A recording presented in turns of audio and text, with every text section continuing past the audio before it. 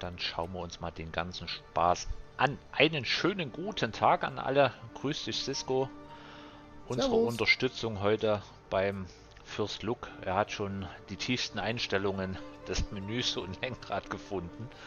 Aber es ist dann doch alles sehr speziell mit Lenkrad, dass er gerade, oder ich weiß gar nicht, hast du jetzt endlich was gefunden, dass du vernünftig fahren kannst, oder? Jetzt gerade eben fühlt sich's an, wie es sich anfühlen soll.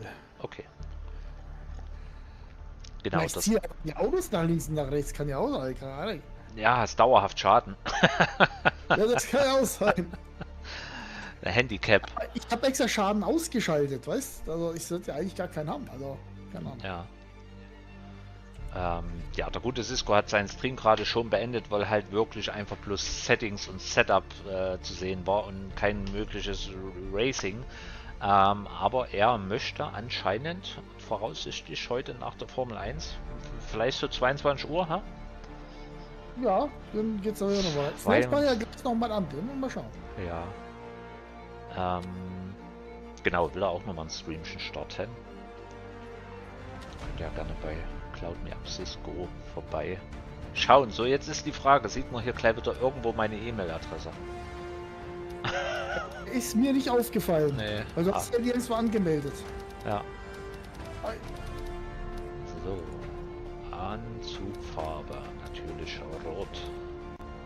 Anzug Sekundärfarbe. Flachs. Hast du den Traktor schon runtergeladen? Was habe ich? Den Traktor. Das ist ja Giant Software, da ist bestimmt ein Traktor mit drin, so GT3-Traktor oder so. Okay. Nein.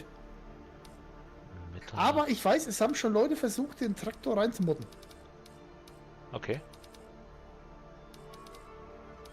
Ah. Gibt es noch anderes Rot? Ne, ich bleib bei Feuerrot.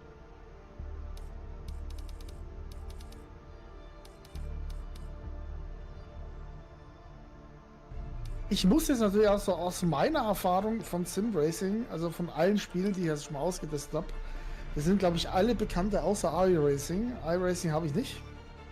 Ist auch, glaube ich, höchst professionell iRacing. Ja, also die meisten Sims, also wenn du jetzt aus dem Casual-Bereich kommst, so Gran Turismo und Co., ne, die fühlen sich auch ganz anders an. Das muss man der Fairness halber sagen. Und wenn du jetzt der richtige Sim fährst, dann musst du halt erst mal das Gefühl für kriegen, was du einfach noch nicht hast. Weißt? Assetto Corsa zum Beispiel war bei mir das Ding, wo ich echt mich umstellen muss, ne? Aber da hast du es schnell gefunden, die Umstellung bei Assetto Corsa. Also Assetto Corsa, muss ich sagen, kann ich ja anschmeißen, fahren, super. Ne, aber im Verhältnis zu Formel 1 oder Gran Turismo ist das vom Fahrerischen her, vom Lenkgas, das ist schon eine andere Hausnummer. Ne? Also da musst du dich wirklich konzentrieren, nicht in deine alten Gewohnheiten zu kommen. Ja. Wo bist du jetzt in das Einführungsding gekommen? Auf Mehrspieler oder was? Mehrspieler, ja, und dann bei Rangliste, Okay. dass du da mal gerankt wirst. Und da fährst du gegen Computer dann Gegen Einführungs... 4 KIs, aber ganz ehrlich, die sind weg. Ich sehe die nicht. Keine Ahnung. Also grundlegend das Problem, dass die wirklich zu schnell sind und du zu langsam. Ranglistenprofil wird abgerufen. Übrigens, Mugen, Ja. Bezug nehmend auf das letzte Formel 1 Rennen, wo du gesagt hast, fand ich ja geil, pro Huni ein Zehntel, ne? Ja, Den Spruch haben wir gemerkt. Fand ich gut. Haben wir dran gehalten. bist du wieder gut unterwegs jetzt in Monza? Hast du ein gutes Gefühl? Das habe ich jetzt nicht damit gemeint. Ich habe mir gedacht, ja, ich muss mir halt schneller kaufen. Ja. Ist einfach noch zu langsam, das Fanatec, ne? Genau, es ist einfach noch zu langsam und ich brauche einfach noch mehr Equipment. Aber mein Formel 1 Wheel ist ja schon unterwegs. Genau, das hast du ja gesagt. Das fehlt ja noch. Wobei ich könnte mir so einen Arsch beißen, weil ich habe jetzt, wo ich jetzt wegen Fanatec Zubehör, oder besser gesagt, ich habe ja das Boost-Kit gebraucht, ne? Ja. Und mein Online-Händler, wo ich es länger gekauft habe, der verkauft alles, nur kein Boost-Kit. Finde ich super. Hm. Braucht ja auch keiner, ne? Ja. So. Und dann habe ich einen Laden gefunden, der ist also eine Stunde von mir entfernt. Der verkauft also alles von Fanatec. Wirklich alles. Und ich kriege echt so einen Arsch beißen, das Formel 1 Lenkrad 130 günstiger. Scheiße. 130 günstiger fürs Gleiche, ne? Ja. Also, das ist Wahnsinn. Dann habe ich noch geschaut, die Base, die ich habe, ne? Ein Huni günstiger. Ja. Und eigentlich alles, also ich will ja noch, weil das Hauptlenkrad hier, das ist ja für den Arsch, ne? Das wollte ich mir noch so ein richtiges, das Klappsport RS kaufen. Dazu, das ist ein schönes 32er mit Echtleder und so, also richtig schön, nicht hier Gummikäse und Plastik. Das kostet bei meinem eigentlichen Händler 550, ne? Ja. Bei dem 300. Okay. Also unfassbar. Darum, ich ärgere mich noch über das Formel 1 Lenkrad. Ich bin echt am überlegen, ob ich mir das nicht bei dem anderen bestelle und das andere einfach zurückgebe. Umgeöffnet, fertig. Ja. Und ja, stornieren kannst du es nicht mehr. Das war's dann. Ne, weil es von einem Drittlieferanten direkt verschickt wird. Okay. Aber das finde ich halt schon ärgerlich, weißt. Also mir geht es jetzt nicht darum, dass ich es bestellt habe vor einem Black Friday Deal, ne, sondern mir geht es eigentlich darum, dass halt einfach, ich meine, auch in Deutschland kostet es, ich habe mich davor nicht schlau gemacht mit den Preisen, ne? Aber in Deutschland ist es weitaus günstiger. Also es kostet eigentlich bei meinem neuen Händler kostet alles das gleiche wie in Deutschland. Ne? Und ja, nur mein eigentlicher Online-Händler, wo ich mal alles beziehe, der langt da übelst in die Tasche, ey. Also das fühlt sich jetzt gut an, außer dass die KI, keine Ahnung wo ist, aber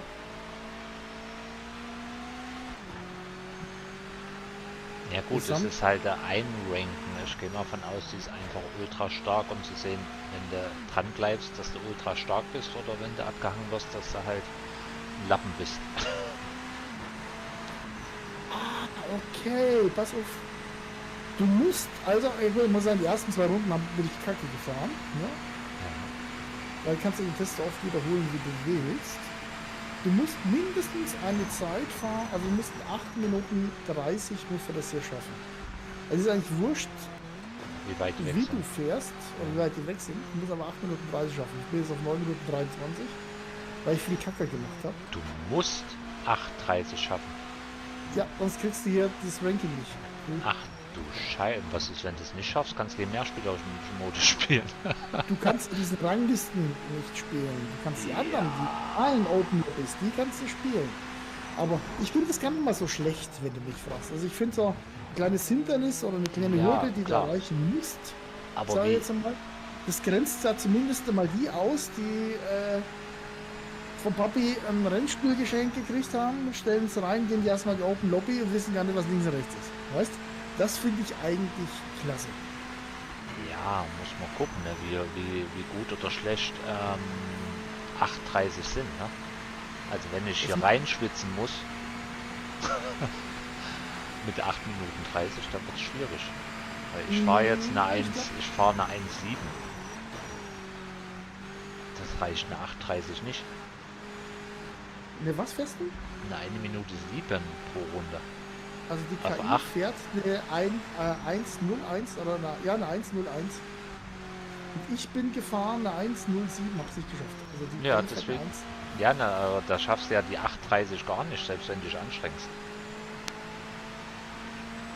Also eigentlich doch, weil du fährst 8 Runden, du hast 8 Minuten Zeit, also eine Minute. Ne? Das heißt, du hast ja noch 30 Sekunden, 30 durch Ja, da 8, musst also du eine mit Minute 1,04. fahren. Du musst 1,04 fahren oder 1,03. Ja. Ansonsten hast du keine Chance. 1,04, 1,03. Dann nicht. Das ist ja schon das Qualifizieren da nicht anstrengend. Das war ja aber voll. Jetzt bin ich ja wieder ein bisschen am Fahren und so, nur mal am Video stehen. Und wie viele haben wir denn jetzt?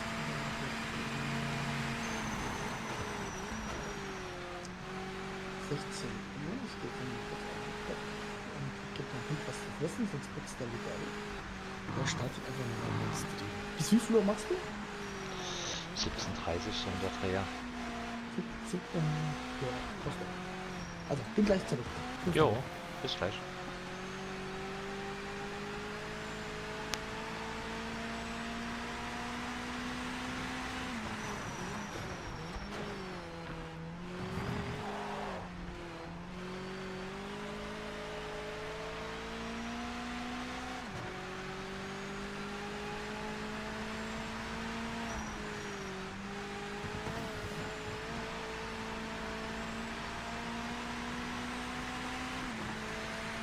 Aber das ist dann echt schon knackig, ne? Wenn du hier 8:30 schlagen musst. Relativ weit hin. Das arbeitet ja schon im Quali dann in Arbeit aus, hier Rangliste überhaupt freizuschalten. Klar, kleines Hindernis ist schön, ne? Das und ich wissen auch halbwegs, wie man fährt. Aber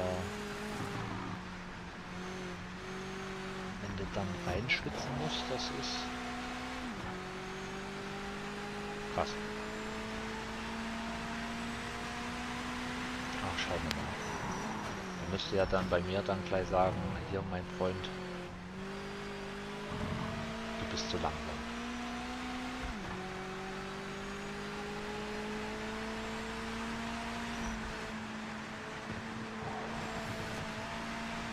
Da hast du gar keine Fehler machen, ne? Da musst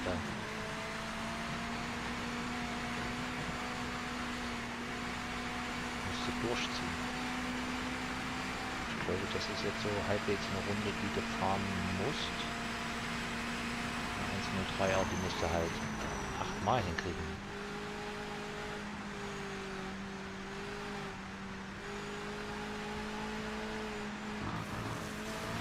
Track limit violation. Officials noted it.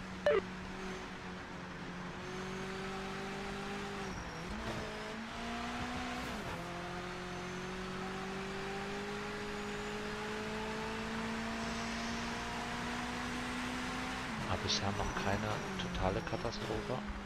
Das Lenken geht bisher gut. Ich weiß jetzt nicht, ob die das Problem gefixt haben, was so einige Content Creator hatten.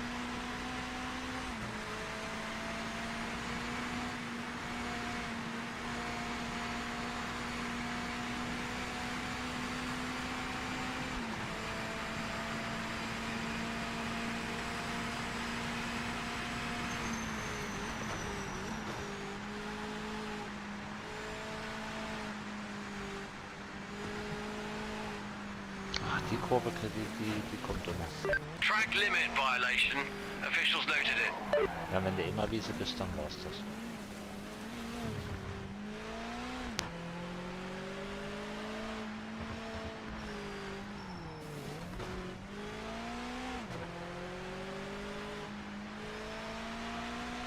Macht er das jetzt selber oder wie verstehe ich das?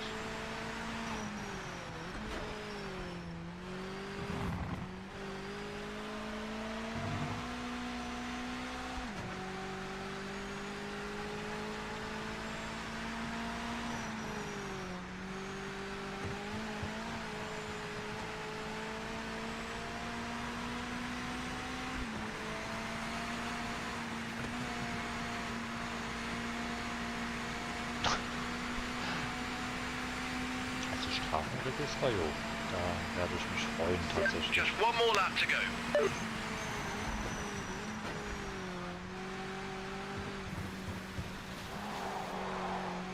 Ja, Wiese darfst du nicht.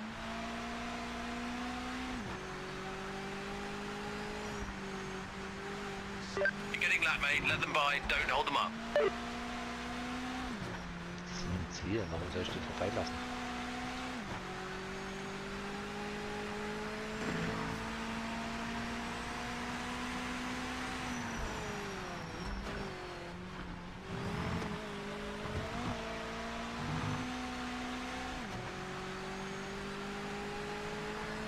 Da bin ich jetzt mal gespannt, was er sagt.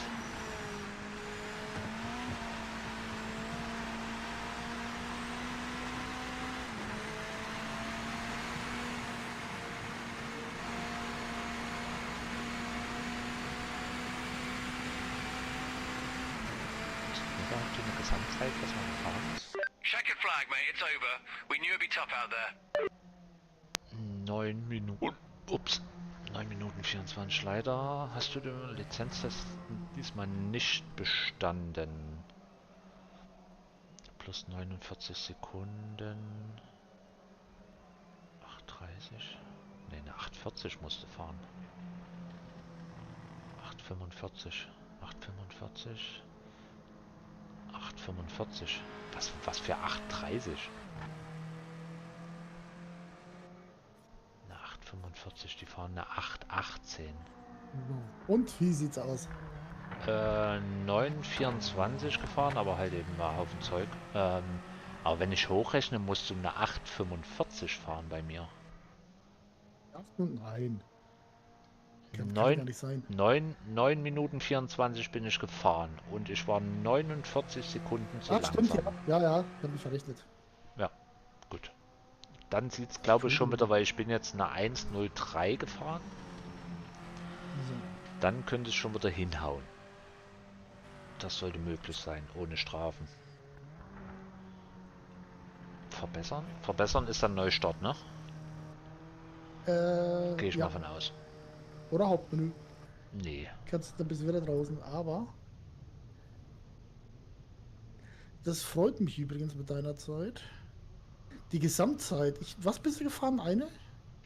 Die Rundenzeit oder insgesamt? Gesamt. Gesamt waren 9 Minuten 24. Ah, ich war schneller als du. 9 Minuten. Ah, eine Sekunde schneller. Ah, yes, ich Ja, hab ihn ich geschlagen. weiß jetzt halt eben nicht, ob diese 16 Sekunden schon oben drauf waren. Zeitstrafe. Ah, da habe ich keine gekriegt. Ja, doch. Ich habe 16 Immerhin. Sekunden gekriegt. Weil irgendwie hat er mir dann angezeigt, hier irgendwie sehr auf 60 Kilometer pro Stunde irgendwie was, hier gelbe Flaggen. Und ich so, ja gut, wirst eingebremst, aber irgendwie musst du selber dann, ich gehe mal von außen Pit-Limiter reinhauen. Jetzt starte ich aber das Ding aus dem Hauptmenü wieder. So. Okay. Keep focused.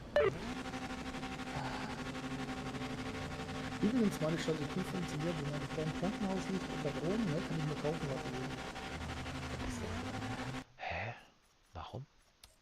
Das mache ich jedes Mal. Das habe ich schon die letzten paar Male gemacht. Erfolgreich. Da gibt es keine Diskussion. Das ist ja wurscht. Da ist ja alles wurscht. Hauptsache, sie kommt wieder nach Hause. So, Alter, ich starte mal meinen Stream neu. Ich bin gleich wieder da. Jo.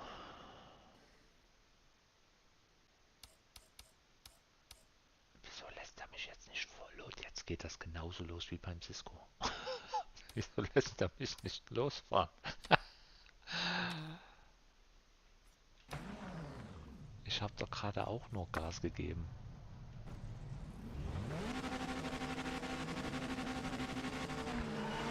Oh.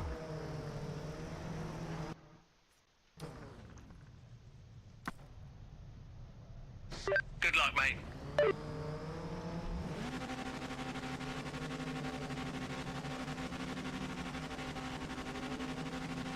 Hab den Mugen mit der Katze geguckt. Servus. Jawohl. Mugen streamt übrigens auch gerade eben schön live hier. Der versucht genauso wie ich, haben wir jetzt oft hier, wir versuchen hier der Mehrspielerkarriere in die Rangliste uns mal zu qualifizieren. Das ist ja schon mal, das ist schon mal am Anfang.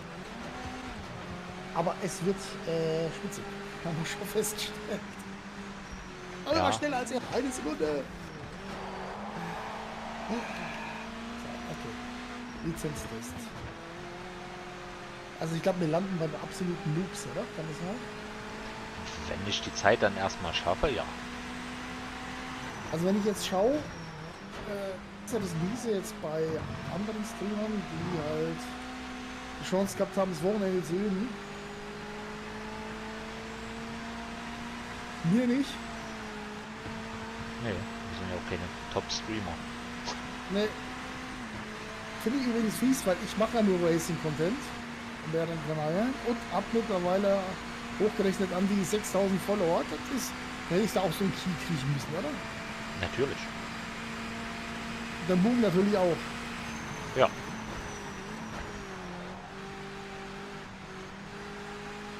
Aber tatsächlich würde ich das wahrscheinlich gar nicht sehen, solche Anfragen, weil ich nie in meine E-Mails von Google gucke. Ich sehe das nur, wenn ich ehrlich bin, auch so alle Schaltjahr gucke ich dann mal rein, weil außer Werbung ist da nichts. Ja.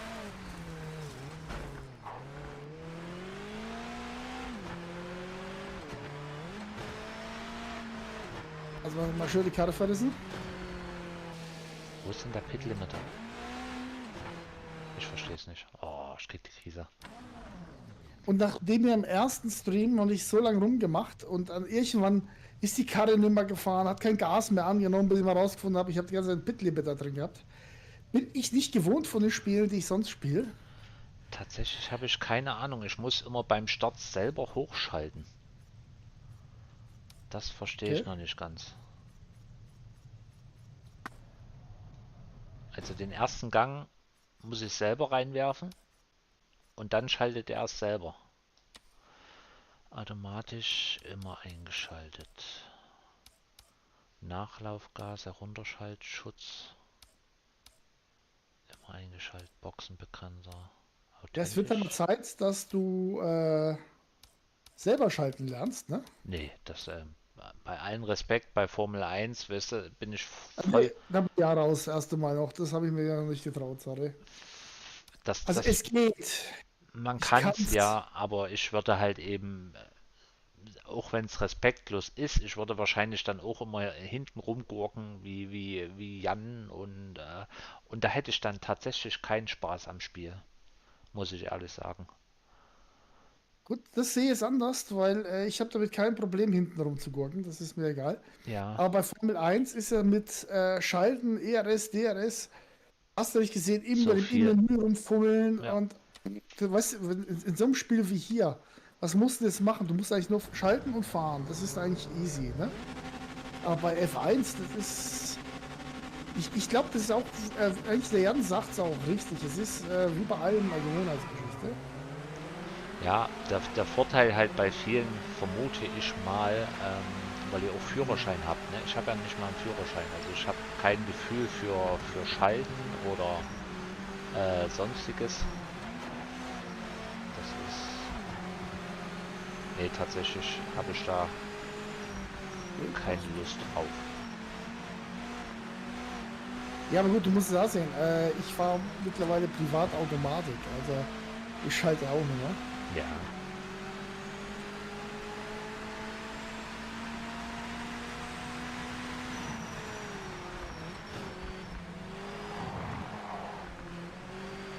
Beste Rundenzeit eine 1,10. Okay, damit gewinne ich ja aber nichts da. na gut, die erste Rundenzeit kann halt scheiße sein mit dem Start, aber Stimmt. dann, ich glaube, so eine 1:05 oder sowas musst du dann, glaube ich, schon immer hinlegen, ne?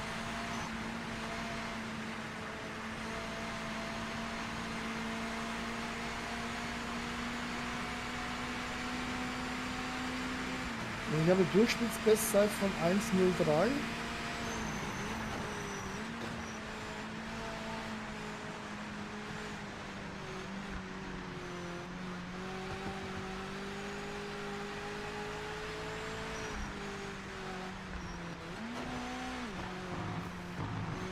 Ich darf halt diese Strafen nicht kriegen, ne?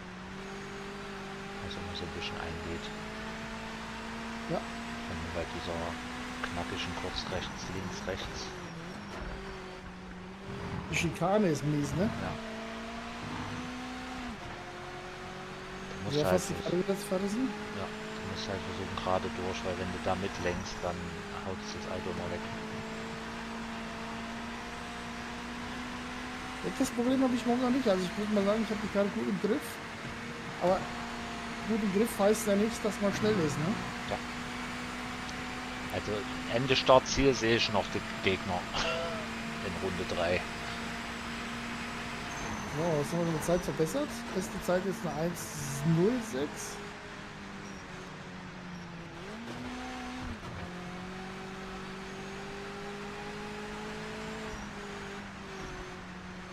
Wie viele Mal fährst du jetzt? Zum zweiten Mal, ne? Ja, ne, ich habe jetzt noch geguckt, ob ich das, ja, also das zweite volle Rennen jetzt habe.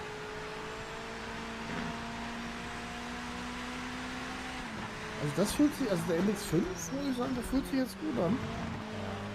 Der ist aber halt nicht sonderlich schnell, ne? Ist egal, der fühlt sich gut an. Wir bleiben Ja. jetzt, wir bleiben ja mal positiv. Zeig doch mal das Positive mal hoch. Das Negative kommt dann später von allein. So fehlendes Radar und so.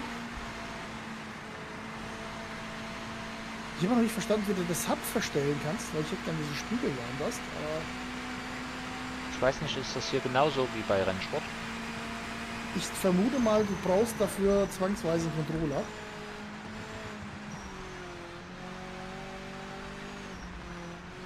Weil Rennsport hatte ja dafür beworben, dass du da alles individuell einstellen kannst. Kannst du auch. Bei Also Rennsport dafür ja, noch ein Lenkrad. aber Ah, hier hier weiß auch. ich nicht. Ja? Ja, auch, kannst du auch.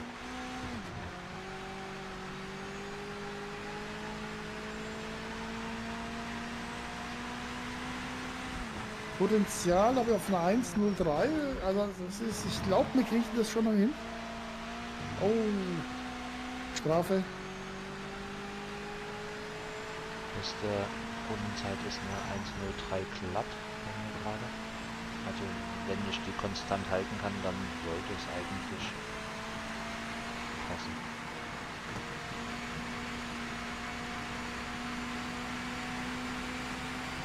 Ich glaube, ich muss mal gleich. Fährst du Cockpit oder wie fährst du gerade? Die erste Motorhaubenkamera. Aber das mag ich nicht. Ja, das ist bei mir halt von Rennspiel zu Rennspiel unterschiedlich, ne?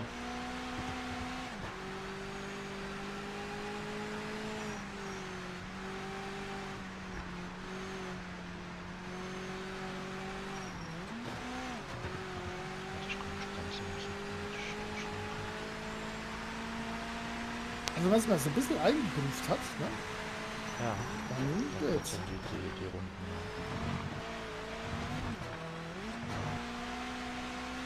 Die Schikane ist halt ein bisschen. Ja.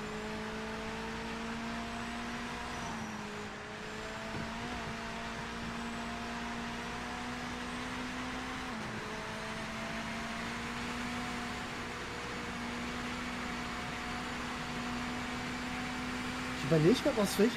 Ich weiß, aus welchem Rennspiel ich das hier kenne. Ich habe das in Forza Motorsport, habe ich das hier gespielt. Die Strecke. Die Da war Strecke. die drin. Okay. Mhm. Nee, tatsächlich, die sagt mir gar nichts.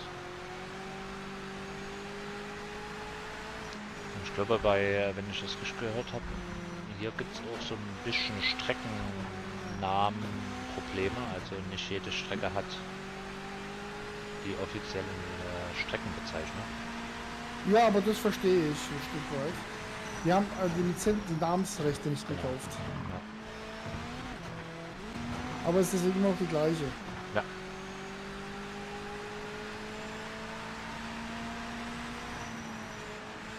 Also Moncha kann man ja auch fahren. Mhm. Oder so ähnlich halt.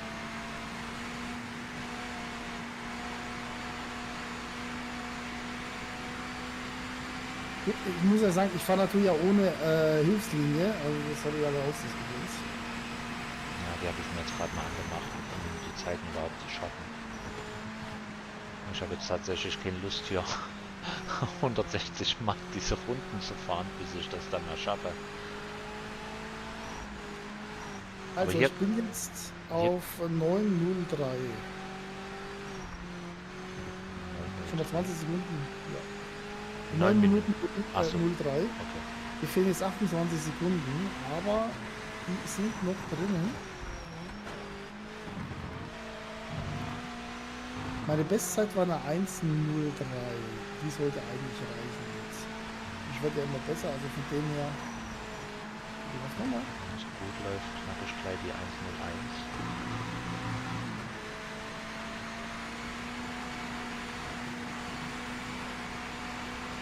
Ja, sieht gut aus. Vorletzte Runde. Last lap, mate. 1:05.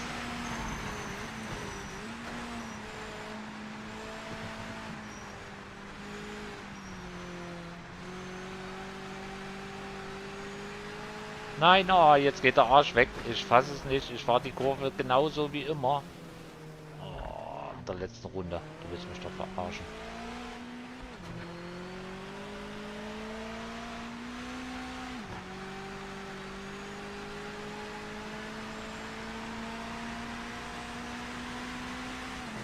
Wenn das jetzt das wieder kaputt machen, dann krieg ich das Kotzen.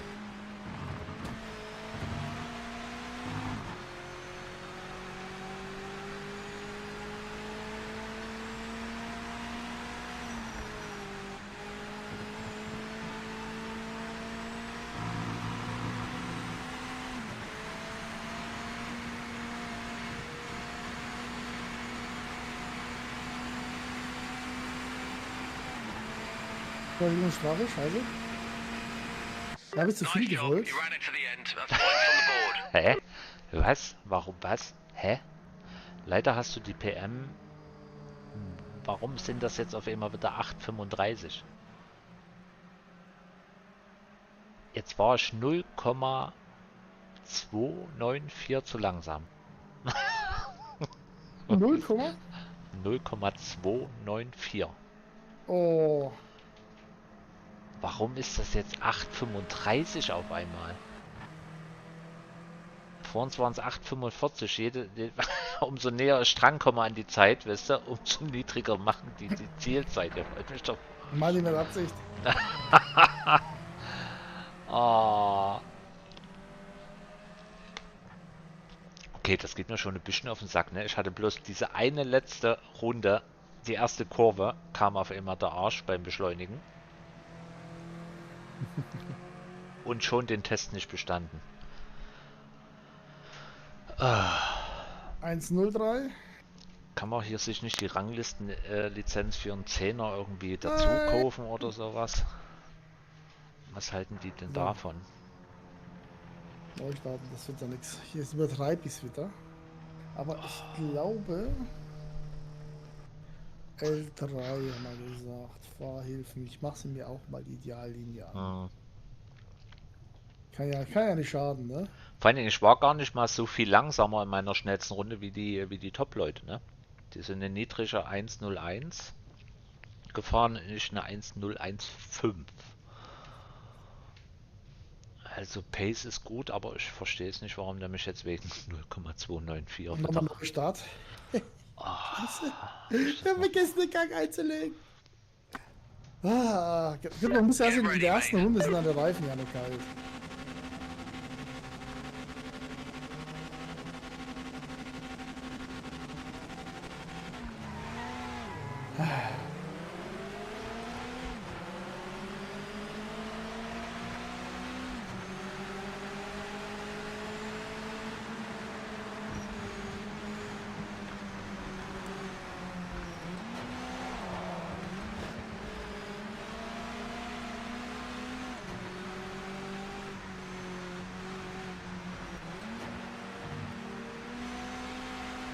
Weißt du, am Ende kämpfst du dich ja krampfhaft durch, um in die Rangliste zu kommen und hast trotzdem die Scheißidioten dabei, die jetzt mal eine Karre fahren. Ja. Nein, nein, nein, nein, nein, nein, nein, nein. Fahr gerade, fahr doch gerade. You've got a track 2 limit. Sekunden kannst du schon wieder knicken. Ey, der Lauf gerade war so gut, weißt du? Oh, jetzt kriegst du schon wieder die erste Kurve nicht geschissen. Hab ich ausprobiert, ja. Ich habe ja die Rennstart gemacht, ne? Ja. Dafür diesen Gang einzulegen, war schon 2 Sekunden weg. Also. So nach der ersten Runde sind die schon fast die ganze Gerade weg. Ich könnte jetzt. Ja, du siehst sie wenigstens.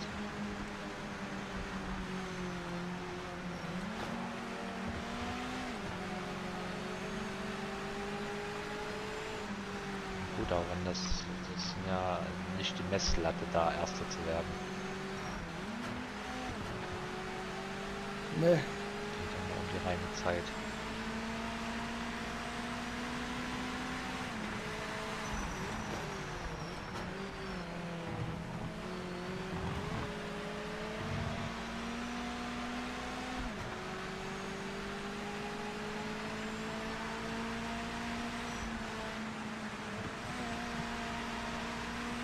Ideallinie irritiert aber auch, weil die dir manchmal gelb-rot anzeigt, obwohl du voll gehen kannst.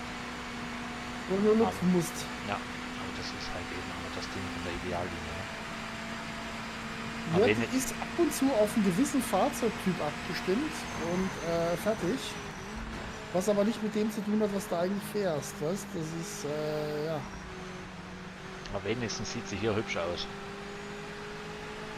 Ja, Ja. ging was ekelhaft. Rennsport ist es ja Katastrophe. Dieses Flimmern jedes Mal von den Kacheln.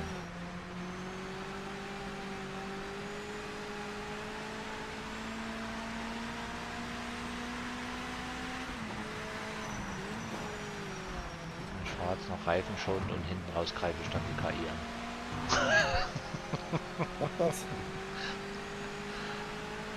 Ich habe am Morgen dann auch mit München Karriere laufen, Karriere. Ja, Aber selber noch eine in Formel 1, wo wir jetzt noch 100er KI fahren, mit dem schlechtesten Team. Also das sind die Spitze, ey. 100er KI ist krass. Also ich fahre, ich glaube 85 oder 90. Aber du hast keine Chance, also auf den Sieg hast also keine Chance. Also München schafft es irgendwie so. Ja, Hühnchen ist Top stark, 7? aber du, Ich bin so. Ich habe jetzt immer Pech gehabt, aber so, was bei den letzten geworden? 11. okay, aber das Also im ist auch schon schlechtesten stark. Auto? Ja, Im schlechtesten Auto wegen 100er KI ist gut, ne? also in fast einer- Top 10 mit 100er KI ist krass. Also, Und in meiner Solo-Karriere haben wir es jetzt geschafft, hier nach den ersten 3-4 Rennen 10., 11., 10., 11. zu werden. Also das bin ich schon wenn zufrieden. du Punkte mitnimmst, ist das stark. Also wie gesagt, schlechtestes Team unter der Ja. Karriere. Also muss da sehen, da hast du einfach Arschkarte gesehen. Ne? Ja, Also ein Ferrari auf der Geraden, der fährt einfach an dir vorbei. Das kannst du machen, was du willst. ja.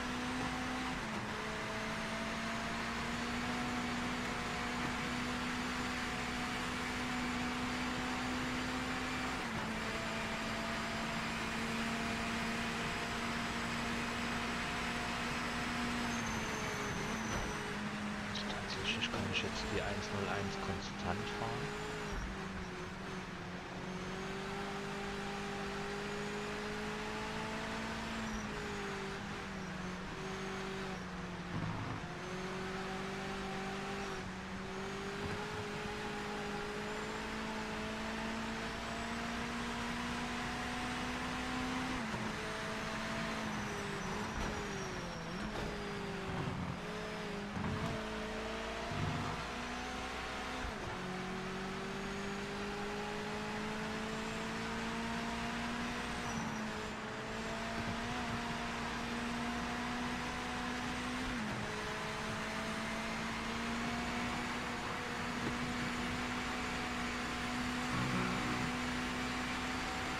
Das wird eine neue Bestzeit, das wird sogar eine 1:09. Timing screen shows you're the quickest car on track right now. Du bist the quickest car on track now.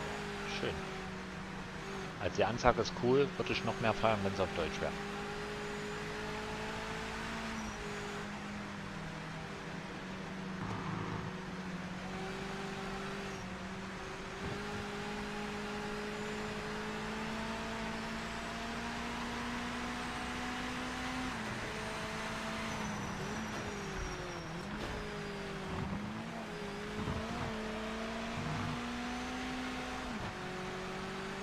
Wenn wir mal 1:03er zeigen. Ja, die reichen ja auch schon.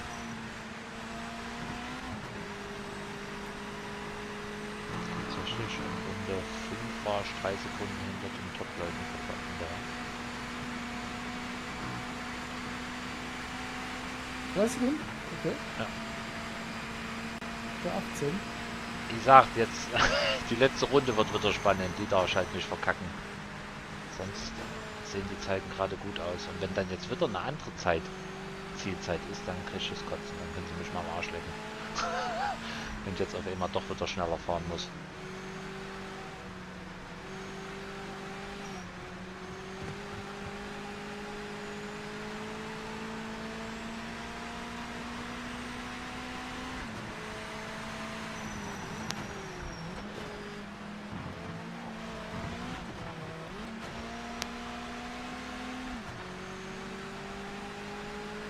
Aber so optisch schaut es ja schön aus, ne? Kannst du nicht sagen. Das ist geil.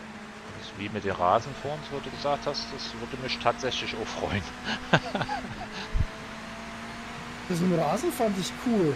Ja, Entschuldigung, also ich Ja. kenne kein Simulationsspiel, wo du das kannst. Simulation nicht, aber die Crew Motorfest kannst du. Ja? Ja, da habe Okay. hab ich mich auch gefreut, dass ich schon mal den Busch flach fahren kann.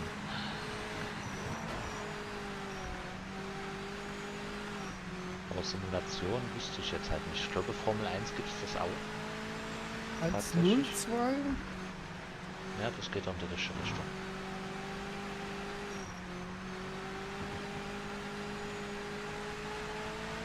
Ja, du kriegst ja langsam ein Feeling für die Kiste, ne? Ja. Das ist halt das Limit dann so ein bisschen.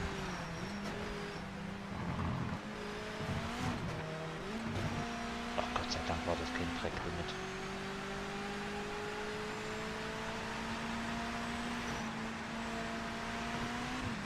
Die Top-Leute sind immer noch innerhalb von 5 Sekunden.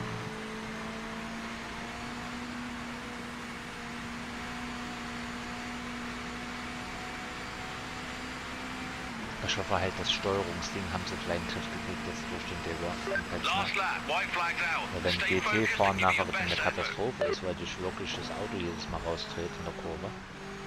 Das wäre kacke. Das Problem hatte ich jetzt noch nicht, aber es hat sich noch nicht toll angefühlt. Sag's mal so. Ja, es kommt dann halt eben immer drauf an. Jetzt ist gerade so ein bisschen Testfahren, weißt du? Wenn du dann aber irgendwann mal Racing machst mit Pushen und ans Limit gehen, dann da merkst du es, glaube ich, dann.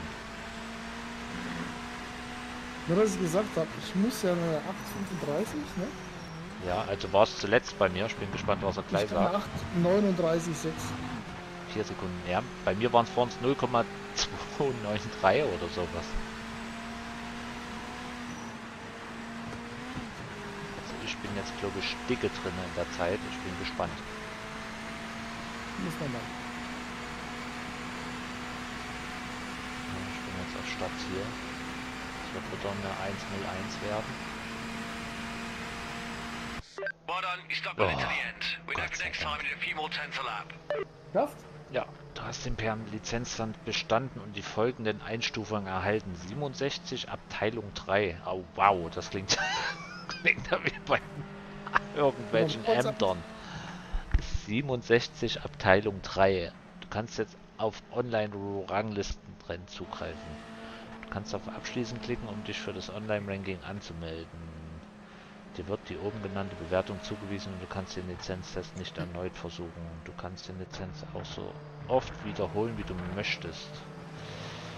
Aber ist jetzt Sollen wir mal fahren? Ja. Also die schnellste Rundenzeit habe ich schon mal. Und ich war bloß 5 Sekunden hinter dem ersten. Ich meine, gibt es ja eine Ecke, wo ich immer bremse, wo ich gar nicht weiß, warum ich da bremse. Ja, da musst du eigentlich viel mehr rollen lassen, ne? Ja. Lizenz musste ich jetzt abschließen drücken. Du kannst auf Abschließen klicken, um dich für das Online-Ranking anzumelden. Ja, genau. Aber ich könnte jetzt wetten, ich war jetzt wieder so gut in den paar Runden, dass ich jetzt wieder die Hucke voll kriege. Oh, die Lobbys sind aber gut gefüllt. Das heißt, haben schon mehrere geschafft, nicht nur mir. Schön. Ja. Und was ist jetzt Nee, ich, mein, Fahrerwert? ich weiß auf jeden Fall, der Nüschti, der wollte heute Abend ein bisschen was machen. Hm. Aber vielleicht mal bei dem reingucken. Ach, ist das jetzt auch wieder? Du kannst wieder Ranglistenrennen dann nur in 8 Minuten und 40 mitfahren?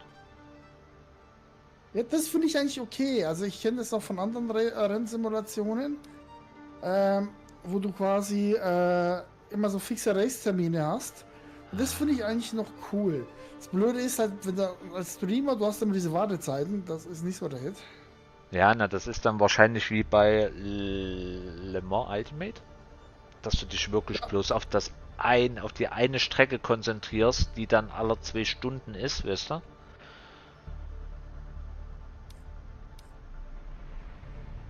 Porsche Germany. 20 Runden. 24 Leute, das wäre auf jeden Fall eine volle Lobby. Musst du an mindestens 2 Event in was? Um dich zu qualifizieren, musst du an mindestens 2 Events in jeder Runde auf den Spielplan teilnehmen. Was? Ja, du hast Events, wo du erst reinkommst, wenn du gewisse Voraussetzungen erfüllt hast. Ich würde ja gerne eigentlich jetzt diesen MX5 Sauf fahren, aber das dauert 28 Minuten. Dann fahren wir das. Ah, da ist nur einer drin. 41 Punkte. Ah, okay, das sind die Punkte. Aber das haut doch nicht hin. Oder müssen die Punkte weniger sein? Ich gehe mal davon aus, umso niedriger die Zahl ist, umso besser bist du. Nein! Doch, da hat schon einer gewonnen. Gedreht. Ach, Kacke. Kann ich schon wieder vergessen. Okay, also Rangliste. Ich weiß es nicht, ob ich mich schon Rangliste schmeißen möchte, ne? Tatsächlich. Merkst du, der Stream ist nur MX5 fahren. Ja. Wir testen ausgiebig den MX5 von Project Motor Racing. Ich grüße alle, die zuschauen. Also MX5. Herausforderungen. Langstreckenhalle, Werksfahrer. Nein, hast du recht, es macht keinen Sinn, das nochmal zu fahren, wenn du einen Neustart. Na, und wenn du einen Dreher hast, Drehte, was ich ja, so ne, gesagt du musst wirklich eigentlich konstant unter 1,03 fahren und dann Ja. keine Fehler machen.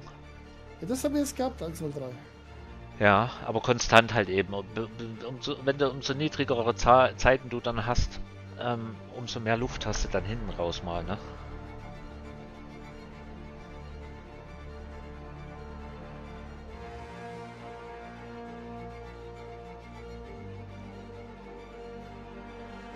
Wo ist es jetzt hin? Hier. Aber hier irgendwelchen Ranglistenzeug beizutreten, das dauert genauso lange wie bei Gran Turismo. Oh, jetzt. Nee, hä? 13? Wo denn? Hier sind 29. Hier sind 5 angeblich. Hier sind 14. War ja aber nur schwammig, aber ist egal. Die Reifen haben noch nicht die perfekte Temperatur.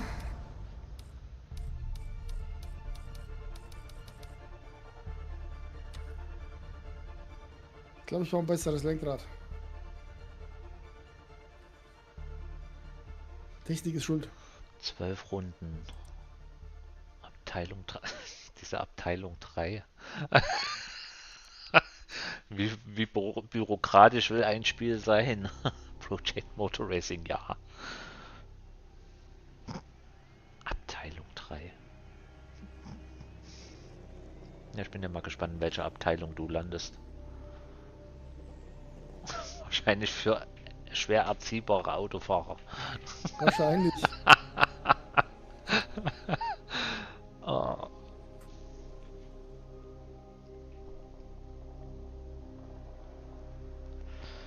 Und so wie ich gesehen habe, Crossplay hast du, ja. Aber dir werden bloß die Spiele angezeigt, die auf PlayStation unterwegs sind. Die auf PC und Xbox werden nur als User 1588 oder sowas angezeigt. Loser? Loser, ja. Oh, Loser. Nee, User.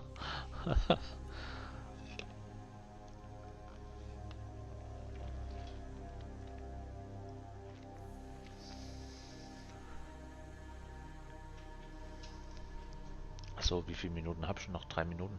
Ich bin gleich wieder zurück. Ja, bis gleich.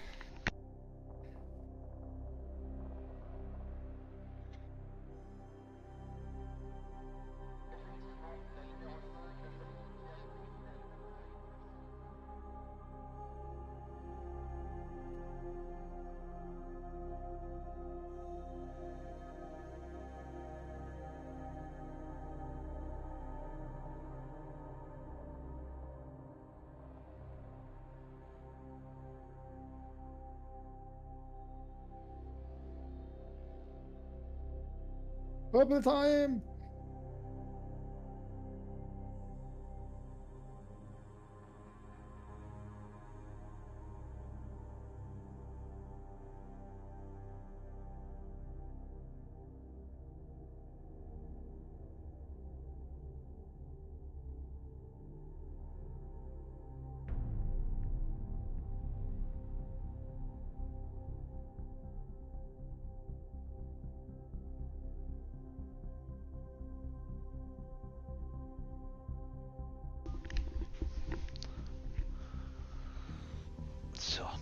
weiter.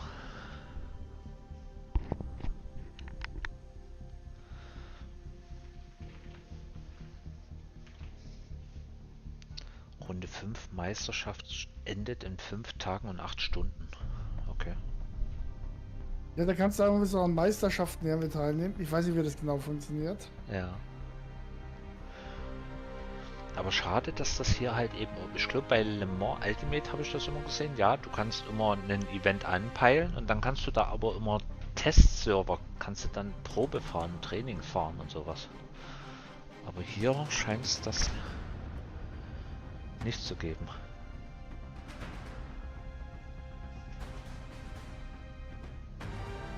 Qualifikation 10 Minuten. Rennen 12 Runden, Saison Sommer und Wetter heiß. Angemeldete Spieler 23. Mir wird aber nur einer angezeigt. Warum? Weil du vielleicht haben die eine Erinnerung drin, dass es Telefoner spielen. Ah, dass du automatisch Ist reingezogen wirst. Genau. In der Zwischenzeit kannst du halt ja was anderes machen. Ah, auch möglich, ja, stimmt. Bin ja mal Ich weiß gespannt. nicht, ob es das da jetzt auch gibt. Keine Ahnung, ich sehe es ja nicht. Schön wäre es, wenn es Qualifying so ist wie in Rennsport, bitte. Dass du deine eigene Runde hast. Na, schauen wir mal. Erste Rennen. MX5 Trophy Lexington. Das glaube ich nicht. Jetzt habe ich auch meine 101, geht doch. Sehr schön. Ja, man kommt dann rein, ne? So langsam. Aber Ja, tatsächlich. das Wegschmeißen hätte aber nicht sein müssen. Ja, nee.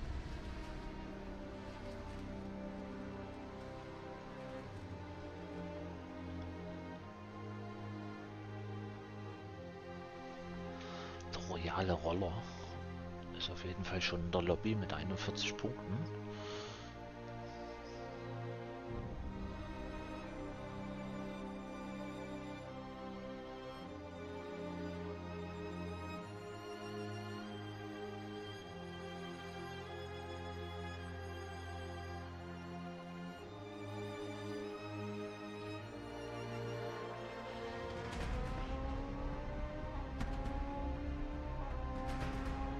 Zuordnung zum Rennsplit. Jetzt bin ich schon gespannt.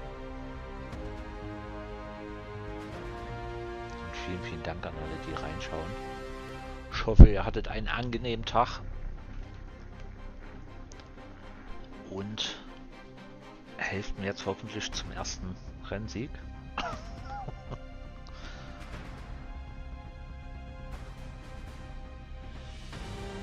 Was fährst du denn GT3? Nee, MX5 Trophy. Ah, Dadurch, dass ich den jetzt gerade so ein bisschen gut gefühlt habe, habe ich mir gedacht, gehst jetzt mal rein. Error 44, yay! Yippie! Ihr wollt mich doch verarschen. Ach, hör auf.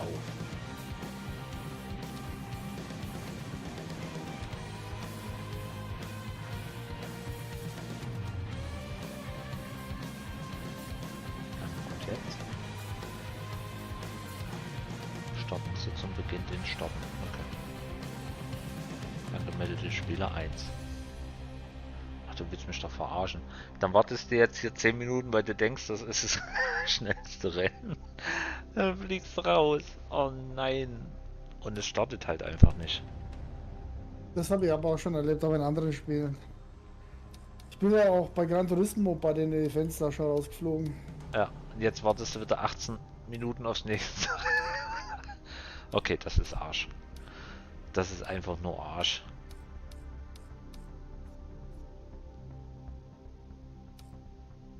Das ist Arsch. Tatsächlich. Gut, wie gesagt, ich gehe, wir reden hier vom Day One heute. Ja. Da wird nicht alles so funktionieren, wie es funktionieren soll. Haben wir eh schon. Dann gehen wir halt mal in irgendwelche Herausforderungen mit dem Mazda. Also ich jetzt. Einzelspieler. Karriere. Oder was ist Hast du schon mal Karriere reingeguckt? Nö. Neue Karriere. Was bist denn du? Du bist Abteilung was? Abteilung 3. Level 67, Abteilung 3. Okay. Ich bin Level 52, Abteilung 4. 52. Ja, ganz tief. Ja, aber das ist halt Ja. die Frage, weil es gab jetzt in den ganzen Listen keinen besseren wie mich, sage ich jetzt mal. Deswegen habe ich gedacht, dass 67 eigentlich die höheren Zahlen schlecht sind und umso niedriger du bist, umso besser eigentlich. Also ich habe jetzt die Gesamtzeit gehabt von 8,26. Tatsächlich habe ich da gar nicht drauf geachtet. Stand das da? Ja, und meine Bestzeit war jetzt eine 1,017. Muss ich da mal Keine zurückspulen? Strafen. Ein Rückstand von 11 Sekunden. Wo hast Weißt du du da was? eine Gesamtzeit gesehen? Ach doch, Ja. eine 8,19 hatte ich. Eine Oh, das ist 8,19,6. Und die schnellste Runde war eine 1,00828. Ist ja wurscht, was für ein Ranking wir haben. Ich glaube, die meisten sind froh, dass sie es überhaupt geschafft haben. Tatsächlich. Also, das ist die erste Einführung für so einen Schmarrn, was ich Ja. dreimal fahren musste. Also es geht alles erst los. Wir haben jetzt GTE für das erste Rennen. Runde 5, Meisterschaft endet. 15 Runden. Ja, oder du sagst jetzt in irgendein Rennen, was wir zusammen haben, dass wir uns da anmelden und warten, bis wir reinkommen. Da werden wir von 16 Minuten warten, ne? Das ist, du musst halt vor allen Dingen drinnen warten, weil ich hatte nämlich gerade gesehen, dass wenn du auf Verlassen drückst, dass du dann die Dings verlässt. Shadow Evil ist da drin, die kennen wir doch bestimmt. Ja, aber wollen wir jetzt wirklich jetzt 15 Minuten warten? Ich weiß es nicht. Was Ja, haben wir denn? oder wir gehen kurz vorher rein dann. 15 Minuten ist ja volle Stunde, dann würde ich schätzen, 17 Uhr. Ja, Weil das könnte ich dann noch hinkriegen, wenn das jetzt auch so ein Ding ist wie, ich weiß gar nicht, wie ist die Zeit? Was sagen die, Quali und Rennen? ich habe jetzt gar nicht reingeschaut, bin Okay. wieder raus, Moment. Ja, ich bin jetzt auch gerade auf dem Weg, weil vor uns MX5 drauf über 10 Minuten Qualifying und 12 Runden Rennen. Wir haben ja noch die sozialen Rennen. Ja, die sind aber alle Arsch, da ist keiner drinne und meistens geschlossen. Hier hat bei MX5 Limerock Park 10 Runden. Ich komme hier gerade, bei mir hängt es gerade im Ladebildschirm, keine Ahnung. Geht gleich los. Geht gleich los? Oh, nö. Also um 4 Minuten 30. Mein Spiel hat sich, glaube ich, aufgehalten. 10 Minuten Quali, 10 Runden, Herbst, Durchschnitt, Wetter, angemeldete Spieler 4. Warte, ich mache mal das Spiel zu und komme nochmal neu rein. Vielleicht sehen wir uns ja mal. Du Man warst kann auch jetzt PlayStation. Ja, Oder du bist drinne in dem Lobby-Dings. so, und jetzt? Bin ich jetzt drin oder nicht? Zum Spiel. Status Anmeldung. Ja, da bist du eigentlich dann drinne, war ich der Meinung. Aber bei mir kam dann Also ich sehe Error. jetzt einfach mein Auto, ich konnte mein Auto wählen Ja, ja. und mehr kann ich nicht. Ja. Siehst du mich? Nein, warte. Mehrspieler warst du, dann auf soziales Rennen. Genau, und da ist jetzt gleich das MX-Dingsbums, 3 Minuten 44. Okay. Bei mir steht halt genauso wie bei Gran Turismo so ewig lange verbinden zu dem Online-Zeug immer. Komm, zieh den Finger. 8 Anmeldungen, also da kommt gar was. Soziales. Limerock Park oder was? Ja, in 3 Minuten 18. Ja, bin ich drinne. Aber hier ist nicht so eine Fahrerliste wie im Dings, ne? Vor uns. Da hat man gesehen, wer drin ist. 11 Leute angemeldet. Ja. Herbst, Wetterdurchschnitt, 10 Minuten, 10 Runden. Okay. Dann sollten wir uns eventuell gleich sehen. Ah, freue ich mich schon auf das erste Paar Boxenstopp im neuen Razer. Ja.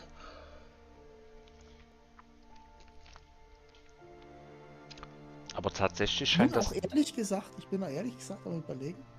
Aber mich kotzt das halt an, wenn ich das streamen will. Weißt du, ich habe ja Limo Ultimate. Ich kann ja hier meinen Gaming-Laptop anschließen, dann den Capturen machen, tun, geht ja alles. Und da könnte ich problemlos Lambo Ultimate fahren, so viel wie ich will. Ja.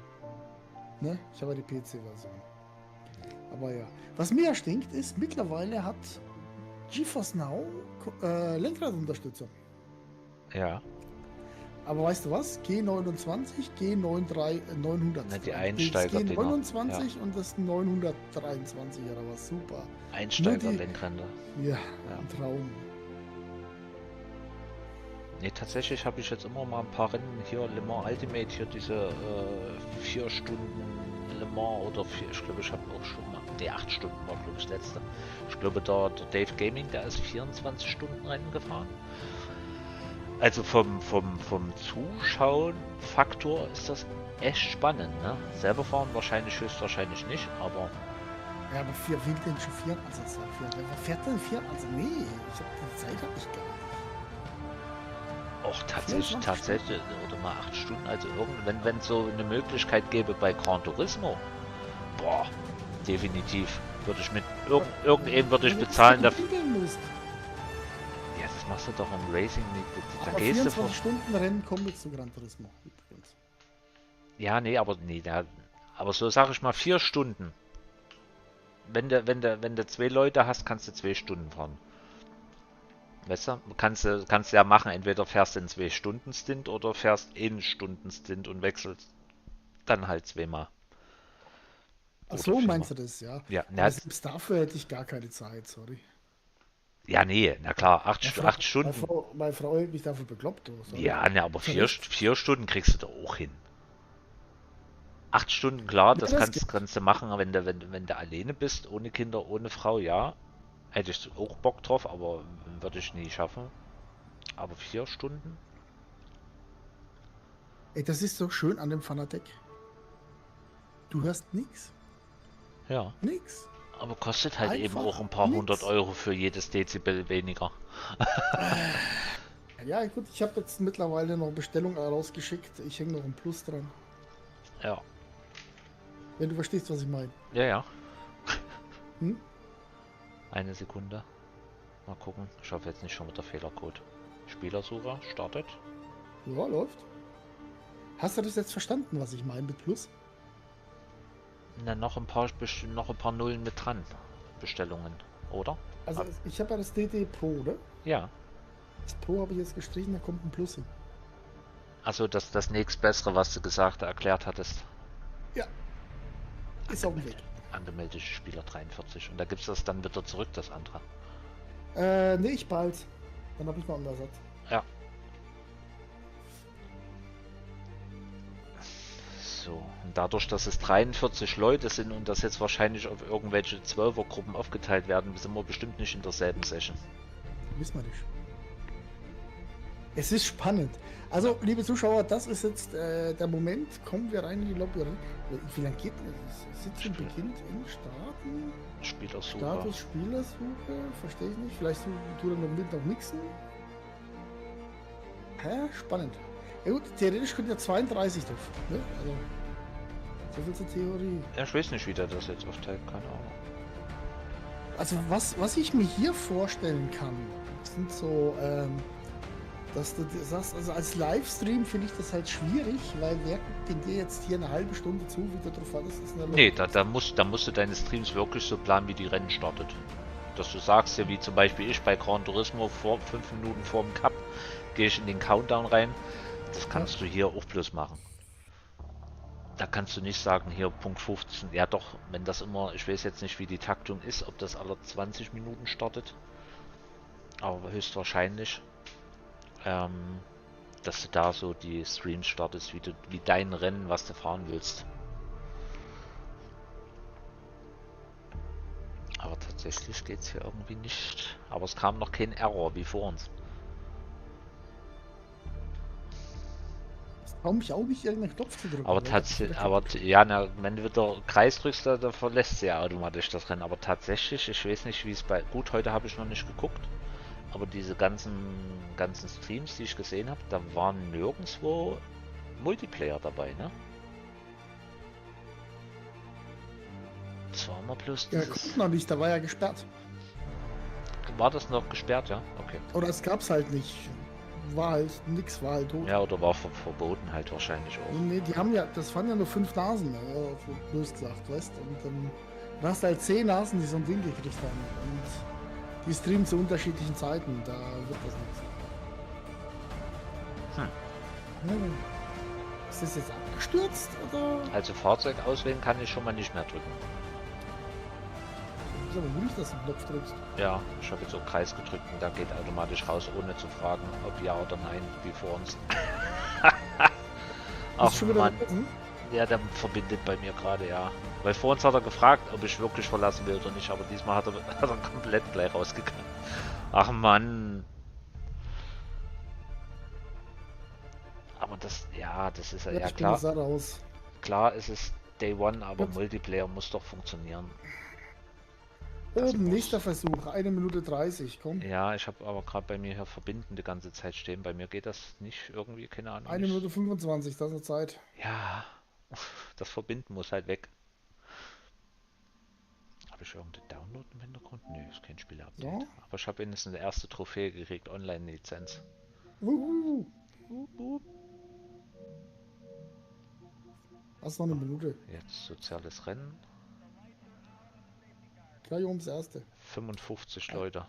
10 Runden. Mir werden 41 angezeigt.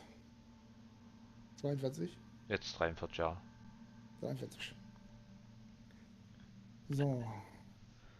Komm, wenigstens Es bleibt spannend. ein einziges Multiplayer-Rennen will ich doch noch. 36 Minuten habe ich noch. Dann muss ich mich ans Abendessen machen und dann mal irgendwie noch ein Setup raussuchen für Monza. Hast du doch keins? Nee, ich mache das ja immer on the fly, bevor an Also den ja Tag, gut, ich bevor es habe ja für losgeht. jede Strecke habe ich schon normal und Regen. Hab ich alles. Nee, das mache ich immer. Bevor es Ich habe losgeht. mich mal einen Abend hingesetzt, 4 Stunden mit ChatGPT und habe es gebastelt. Wow. Und bis jetzt bin ich zufrieden. Also funktioniert. Ich habe jetzt noch keins gehabt, was mir nicht gefallen hat. Also von dem her. Oh, jetzt wird spannend. 5, 4, 3, 2, 1. Happy New Year! Jetzt kommt gleich wieder Spielersuche-Umstellung. Ja, starten Spielersuche. Zuordnung zu den Zuordnung. Rennen. Jo, jetzt könnte aber noch Rennerror, hier Error 44 kommen. Verbinde mit anderen Spielern. Ich sitze zum Beginn in. Sieht gut aus. Ich verbinde mit Server. Es läuft! Party! Sitzt zum Beginn in 48 Sekunden bei mir. Das steht bei mir nicht. Bei mir verbinden mit Server. Jetzt habe ich den Error, pass auf. Ich verbinde noch. Bitte warten. Bitte warten. Komm, Das könnte ein wenig schneller gehen, ne? ja gut, aber ich glaube, bei diesen ganzen Sim-Dingern ist das immer so lange, ne? Ehe die alle gefunden, gesucht, verbunden sind, die Splits aufgeteilt sind. Da ist eine riesen Rechnung wahrscheinlich jetzt auch noch dahinter. Ich glaube, bei mir hat es abgebrochen. Du Nein. bist drin? Na, bei mir ist Sitzung beginnt in 7 Sekunden. Ja, bei Also, mir steht da gar nichts. ja, warte mal, wenn es bei mir der Countdown runtergeht, vielleicht switcht es Ja, ja bei bei mir ist dir. ja das blaue Feld weg.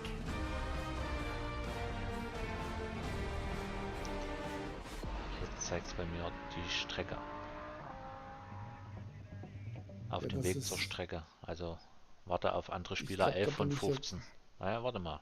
Vielleicht kommst du ja Ja. hier. Jetzt habe ich schon Knopf gedrückt.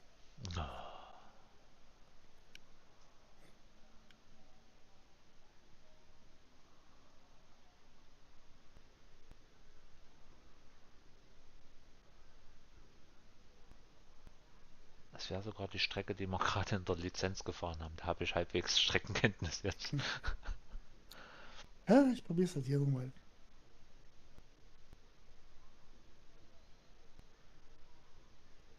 Also wie gesagt, es hätte mich ja gewundert, wenn das alles auf Anhieb gut funktioniert hätte. So. Also, Ja, Anmeldung dauert noch wenn- 2 Minuten irgendwas. Warten wir es nochmal ab. Wenn Multiplayer halt für den Zwischenzeit- Arsch ist, ne? Dann. Dann haben sie echt das Problem, ne? Ja. Weil das ist das Einzige, was, wenn du mich fragst, aktuell noch rettet. Ja. Jetzt schauen wir gerade mal Abos. Mugen, 3 aktive Zuschauer. Machen wir mal einen Ton aus. Ja, aber bei mir sieht es auch ein bisschen... Ich kann einen Analogstick machen, dann... Oh,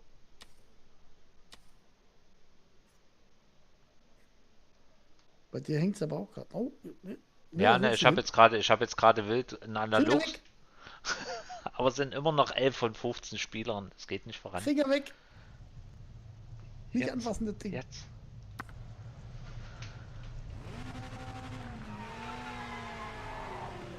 Ja, doch. Jetzt geht's los. Clear.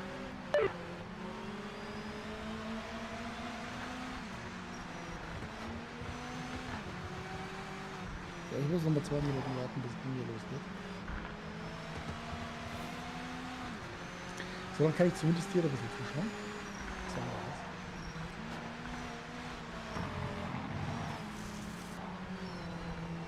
Oh, da war zum Glück gerostet. Das wird immer. Oh ja, da wird er dabei. Ja, Das ich gerade eben aber auch gedacht, zum Glück war der geghostet. ja. Ach nee, hier ist keine Schikane, hier kann man voll fahren. Huch, ich wollte gerade schon für die Schikanen anbremsen. Ach, ist ohne Schikane? Ja. Ist ja langweilig. Ja, dann. Das ist das einzig Spannende auf der Strecke. Das ist wie, was wir gestern gefahren in Gran Turismo? Monza ohne Schikane. Ja, Gruppe 2. Also Qualifying lap super, underway. toll, This one klasse. counts. Ein Traum. So unbedingt sein. Ja, meine lieben Zuschauer, wir warten noch, dass wir hier an diesem Event teilnehmen dürfen. Es sind aber noch 39, 38, 37 Sekunden. ah, die Liste links ist voll bei mir, ne? Tatsächlich. Das sieht aber nicht schlecht aus, ne? Aber tatsächlich hier steht jetzt die Namen von den PC-Spielern. Und ich gehe mal von aus, der Kasten mit dem Controller ist Xbox-Spieler. Da streiten sich die Meinungen, ob das nicht mit Controller-Spieler ist. Aber was steht denn bei dir? Sieht man das bei dir? Nee, das PlayStation-System. Ja, Na da doch, wird's dann wahrscheinlich doch, Xbox sein, da gibt's einen Monitor mit dem Kasten, das ist PC. Und Monitor mit Controller ist dann Xbox. ja. Xbox, ja. Wahrscheinlich. So, es startet bei mir mal wieder. Mal gucken, was jetzt passiert. Kommt der Schweizer auch mal rein, oder nicht?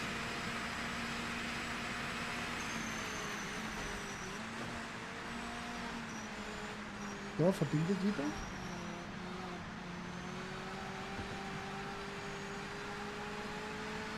Also man kann sagen, es ist auf jeden Fall mal spielbar. Das geht. Aber das ist bis jetzt noch nicht so der heiße Scheiß.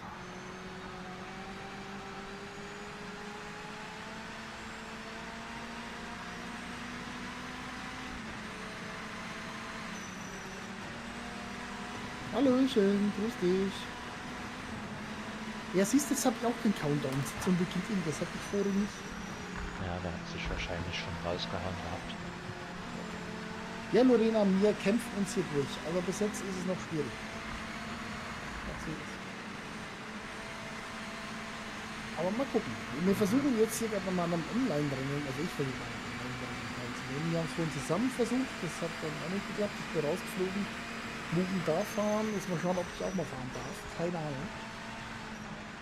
Vor allen Dingen, die fahren gleich mal wieder 57er Zeiten ja beim Verarschen. Oh Mann. Läuft. Gleich wird Okay, ist das mir auf Null. Oh, ist hier die Strecke. sehr schön. Ach, das ist nur heißer. Ja gut, ja, ist ein anderes Streckenlayout. Kannst du jetzt nicht vergleichen wahrscheinlich, ne? Quali haben wir, mehr kann es ja nicht. Ohne Schikane. Ja, ja, ja, ja, stimmt. So, dann würde ich sagen, wir mal auf Fahren.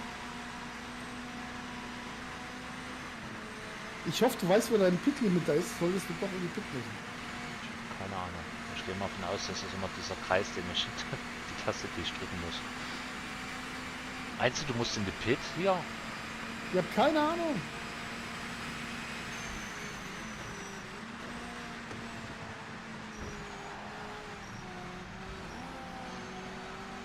Also, 5. 5 minutes remaining in the session.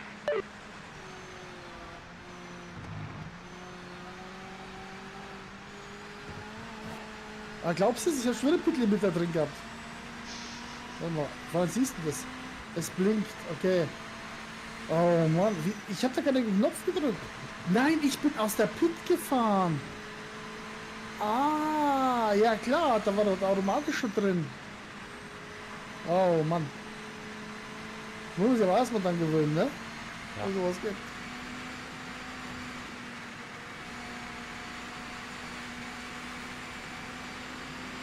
Oder ist der bei dir auch automatisch? Bei mir geht er automatisch raus, glaube ich.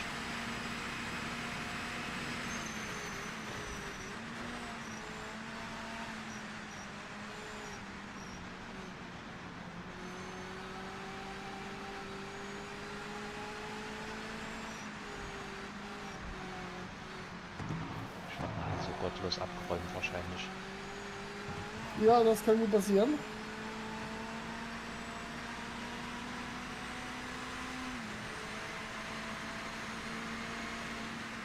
Ich weiß gar nicht, habe ich jetzt mit Schikane oder ohne Schikane? Keine Ahnung. Wirst du sehen. Ohne. Weil die Zeit ist gerade eine 57,2 bei mir. Wenn du die nicht schlägst, bist du eine Muschi. Hey. Frauen hört bei mir zu. Hallo? Und ich sagte eins, die Frau versiebelt dich in jedem Rennspiel. 100 Pro. Ah, das waren doch bloß die Gran Turismo. Ah, Meinst du, die sind auch so stark in der Formel 1? Ja, die trauen sich noch nicht, das ist das Problem. Ich glaube, die haben Angst. Und dass sie rasiert werden von einem Mann. Das willst du ja schon wieder passieren. Ich guck mal Kinder zu. Jonas ist doch weg, hat er uns gesagt.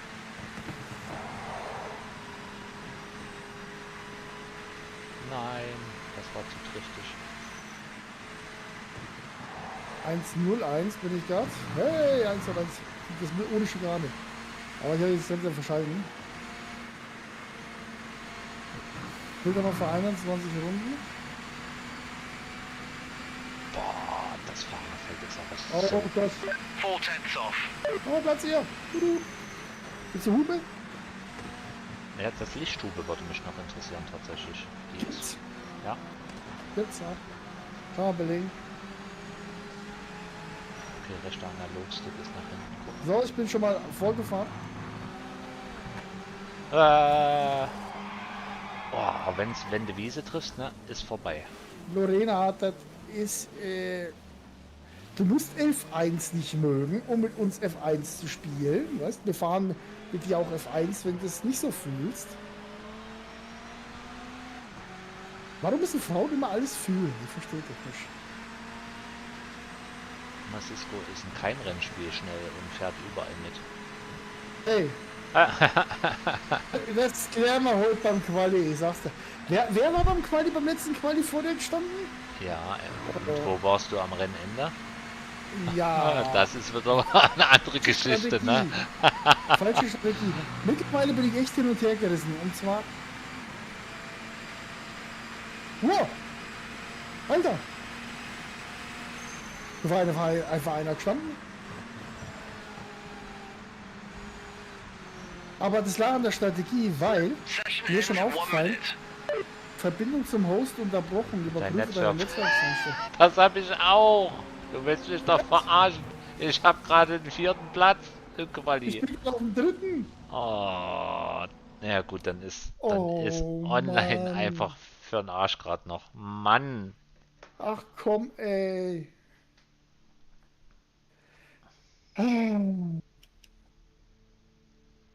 Oh, nee. Dann fahr Die ich jetzt machen mich auch. doch fertig. Vor allem, ich wollte gerade sagen, das ist so spannend, Alter, wie viele da innerhalb von 3 Zehnteln waren, wisst ihr? Ah, Kotzdreck, Mist. Ja, ich bin ja mal gespannt dann. Das wird wieder zerrissen. Warte mal, ich habe eine bessere Idee. Meinst du, wenn du jetzt eine Lobby selber aufmachst, funktioniert das? Ich weiß es nicht. Das ist doch deine Idee, oder? Ja, Ja. aber bei mir steht gerade noch verbinden, das dauert gerade. Du kannst, glaube ich, mit Kreis das sogar wegdrücken. Was? Verdammt. Aber da muss ich ja wieder, da landet ein Hauptmenü, jetzt muss ich schon wieder am Verbinden. Also, ja, Lorena, wir arbeiten noch dran mit dem Spiel. Das ist... Jetzt habe ich so gefreut, ich war schon auf Platz Ja. 4, erste Runde, langsam am Warmfahren. Ja. Zack, bumm. Aber dadurch, dass die anderen Autos auch alle ausgerollt sind, die da mitgefahren sind, gehe ich mal von aus, dass es allgemeiner oder entweder überlastet oder so, ich habe keine Ahnung. Da muss man wieder den passenden Discord-Kanal dafür finden, dass man wahrscheinlich hier so Updates erlesen kann.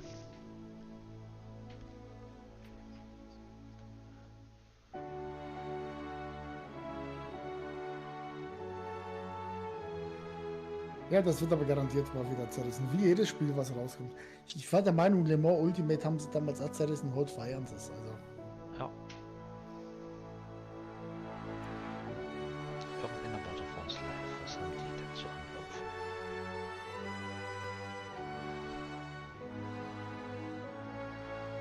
Spannend ist, ich glaube, denen sind die Surfer zusammengebrochen. Weißt du warum? Der verbindet gar nichts. Ja. Okay.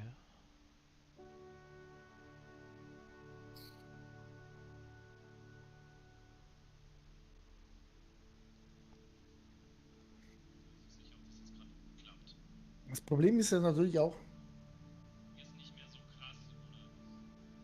Nee, tatsächlich, ich habe jetzt mal hier den Stream eingeschaltet, der hatte jetzt auch Internet-Up-Dings.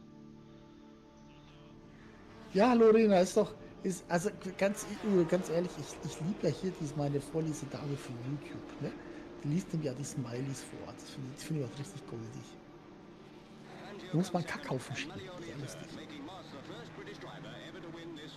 Darfst du sogar. Nee, ich glaube, die Surfer sind down. Vielleicht Server-Update jetzt noch zwischendurch reingeschmissen. Also können wir ja bloß einzeln machen. Herausforderung, was ist Herausforderung? Werksfahrer? Ah.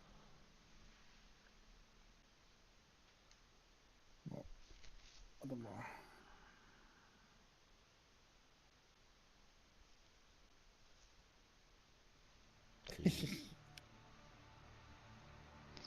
So, machen wir mal hier. Was sind hier die Herausforderungen? Mal schauen.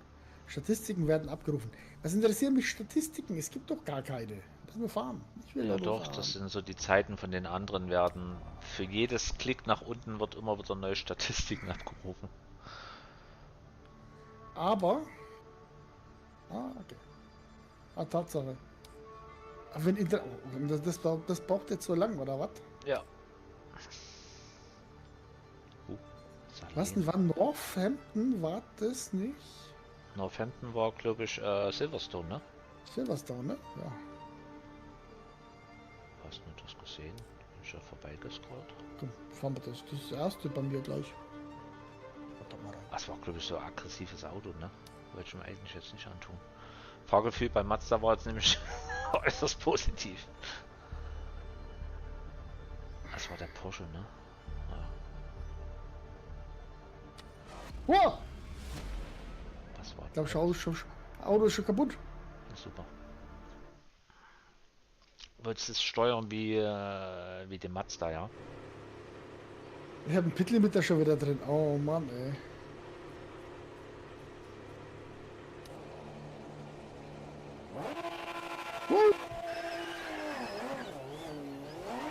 You're clear. Okay.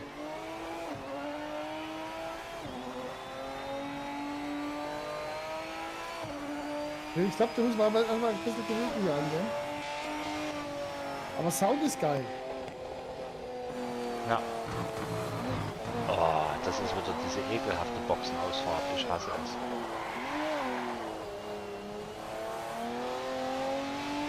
Die ist halt vom Grand Prix, Formel 1 Grand Prix abweichend.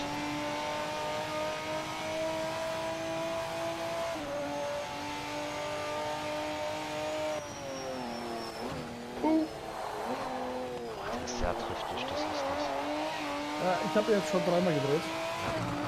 Zumindest, was mir halt immer fehlt, ich hätte halt gerne eine Anzeige, was denn am Auto kaputt ist oder was kaputt ist. Weißt du, das siehst du ja auch nicht. Ja, das ist, glaube ich, das Problem hier mit diesen Unterscheiden der Kurve und Anbremsen.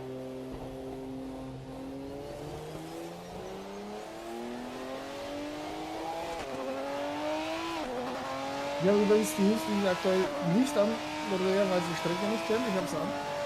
Für eine gewisse Orientierung aktuell. Eieiei.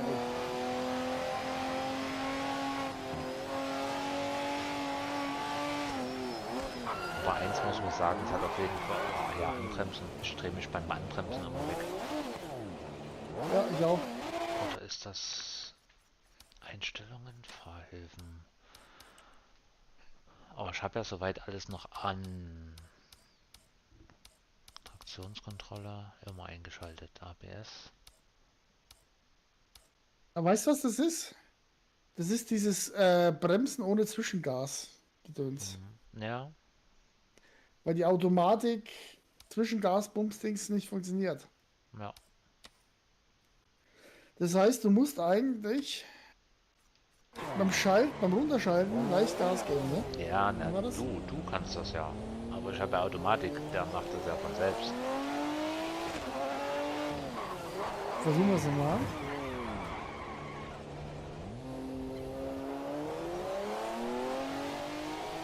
Ja, Tatsache.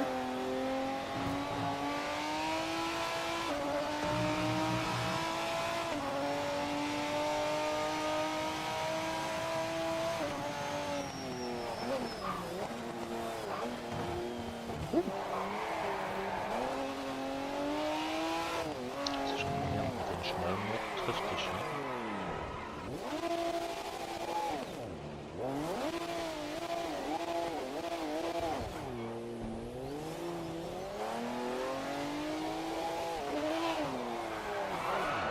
Aber auch sobald das Heck ausbricht, du kriegst aber auch nicht abgefangen, ne? Wer?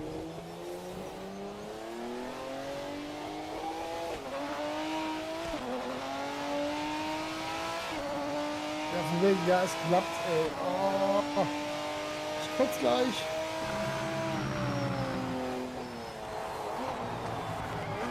Oh, und die Reifen, ey, am Glühen.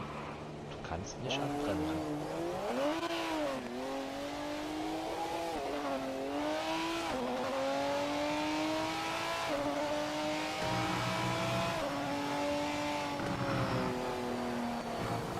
Also, wenn ich das jetzt vergleiche mit dem Assetto Corsa, ne? Wie schön sich das fahren lässt.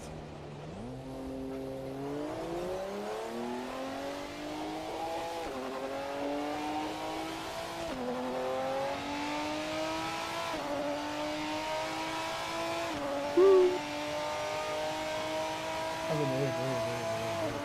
nee. Nee.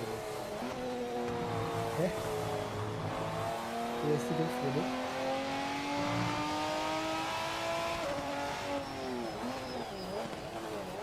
Unten, ja.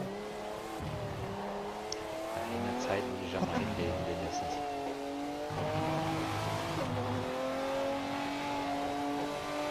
Also ich muss sagen, bis jetzt ist es sehr ernüchternd, was sie gemacht haben. Also bei Rennsport. Ja, aber hier sehe ich auf jeden Fall mehr Potenzial wie bei Rennsport. Ja. Aber wieso muss der jedes Mal diese Scheiße laden? Die haben da 20 Events, bis du mal zu dem Event kommst, wo du hin willst, ne? So, fangen wir das hier. Fangen wir hier Canadian.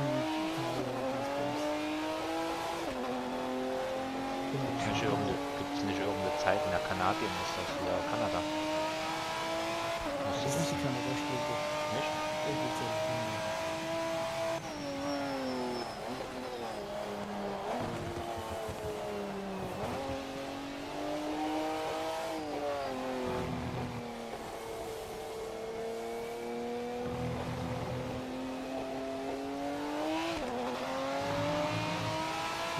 der GT3.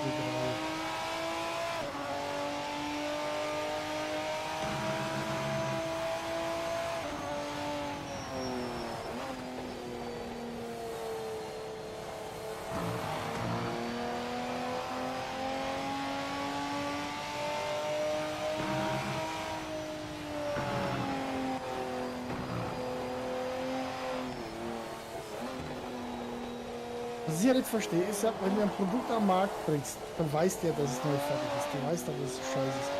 Warum machen sie es dann nicht einfach, du weißt, dann lieber noch mal einen Monat verschieben, oder? Ja, Oder zwei. Das Problem ist, Dave Gaming war ja mit denen irgendwie in Kontakt. Und dieses scheiß Schalten und Anbremsen, das Problem, was es gibt, soll ja so gewollt sein angeblich. What? Ich habe keine Ahnung. Da sehe ich wenigstens unten hier dieses Gras flach fahren. Das ist cool, ne? Ja. Ich will einfach bloß mal eine gezeitete Zeit hinlegen, Mann. Aber Strählen, ja, sobald du immer dich gedreht hast. Wie kriege ich denn die Rückwärtsgang rein?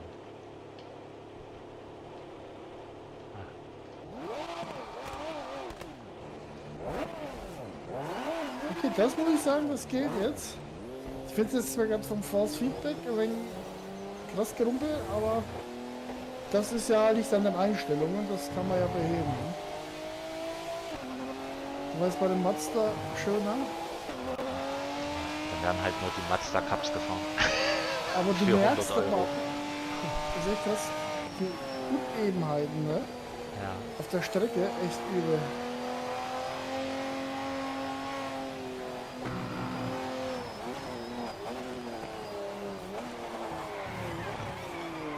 Du kriegst es aber auch nicht gehandelt, das Auto. Das dreht. Ich habe den aufgegeben, ich bin jetzt schon lange GT3. Ja. Ich will doch aber nur Zeit hinlegen. Ich habe mit dem keine 5 Kurven geschafft. Und du willst jetzt Zeit hinlegen. Ja. Nee, ich gehe mal von aus, wenn du einmal gedreht hast, dann sind die Reifen so heiß, dass du gar nichts mehr anderes machen kannst, außer in den nächsten Kurven hochzudrehen. Lorena, übrigens, wenn du eh schon am Zuschauen bist, kleiner Tipp. Heute Abend 20 Uhr hier auch wieder live bei mir, Formel 1 Ligarennen hier mit den Jungs. Guckt doch gerne mal rein. Die Ligarennen bei uns sind immer sehr lustig. Vielleicht gefällt es dir ja. Vor allen Dingen jetzt auch gut gefüllt, ne? Ja, also muss ich auch sagen, wir sind mittlerweile 16 Fahrer. Es hat doch Potenzial für 4. Ist leider nicht immer, leider nicht immer alle dabei. Aber so mal krankheitsbedingt oder wegen privaten Terminen. Aber ich würde sagen, sehr viele sind eigentlich sehr zuverlässig, ne? Ja. Und so viel Spaß hat der Liga schon lange mal gemacht, muss ich auch sagen. Ja.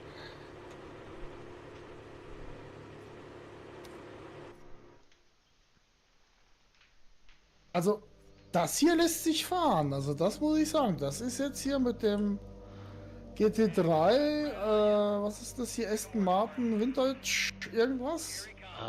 Der ist AMR cool. Vantage Canadian, hat sie gesagt, ne? Ja, das ist cool. Ja, guck ich mal rein noch. Du musst halt, also wenn du jetzt mal Lenkrad sehen würdest, wie das hier am Rumhoppeln ist, das ist echt krass.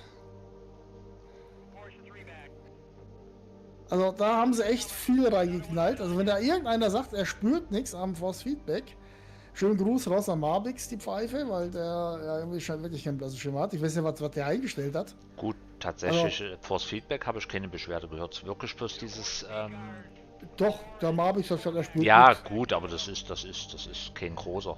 Aber den Sockenverkäufer mag ich eh nicht, Entschuldigung. Ja. So. Ich habe da so ein paar andere, die ich gern gucke. Wenn ich cool finde, zum Beispiel der Löblich, der ist eigentlich meistens sehr, wie soll ich sagen, ehrlich mit seiner Art. Ich habe jetzt Kaya. Kaya ist, glaube ich, auch neu. Den hatte ich letztens durch Dave Gaming, glaube ich. Der war auch. Aber Force Feedback beschweren. Pixel Dingsbums gucke ich dann noch. Da gibt es so Genau, einen Pixel, der immer so Ray. Lenkräder. Der Ray, genau. Genau, und der immer so Lenkräder vorstellt. Oder jetzt auch der Roy mit seinen Lenkrädern finde ich auch noch cool. Tatsächlich musst du bei dir auch immer die Kamera wieder für jedes Ding neu einstellen. Ich muss jedes Mal die Kameraposition wieder ändern. Der bricht jetzt aber auch beim Schalten nicht aus. Also da muss ich ehrlich sagen, der lässt sich hier. Ja.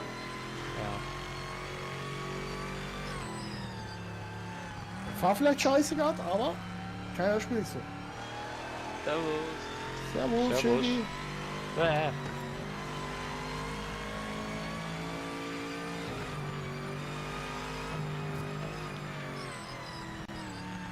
Wir sind hier gerade in Project Motor Racing.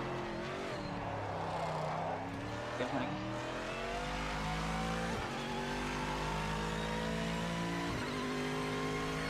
Also das ist schon nice, wobei ich jetzt sagen muss, ich glaube, ich habe da die Effekte der Strecke zu hoch eingestellt. Das ist... Ich glaube... Du merkst jedes Kieselsteinchen unter dem Auto. Oh, übel. Ich kenne kein Spiel, also ich weiß ja nicht, was das heißt, also das fühlt sich an wie so Schotteracker, weißt du? Das ist... also eine muss, blöde oder? Einstellung. Erhöhung geringer Effekte. Bremsgefühlverstärkung, Phosphatbegleitung. Sonst wie fährt es dich? Ja, es gibt Fahrzeuge, die sind für den Arsch und es gibt Fahrzeuge, die fahren gut. Das ist schwierig, also eine Aussage ist schwierig.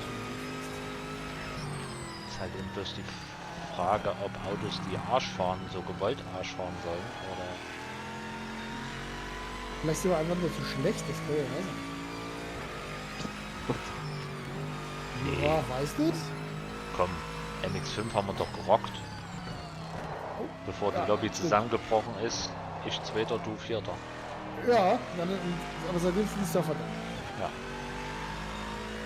Das Schweiz- haben sie, Mugen und Cisco hier, nee, die fahren Die nicht Schweiz hat es raus. wieder kaputt gemacht. Ja, ey, wir sind noch dran, wir machen nichts kaputt.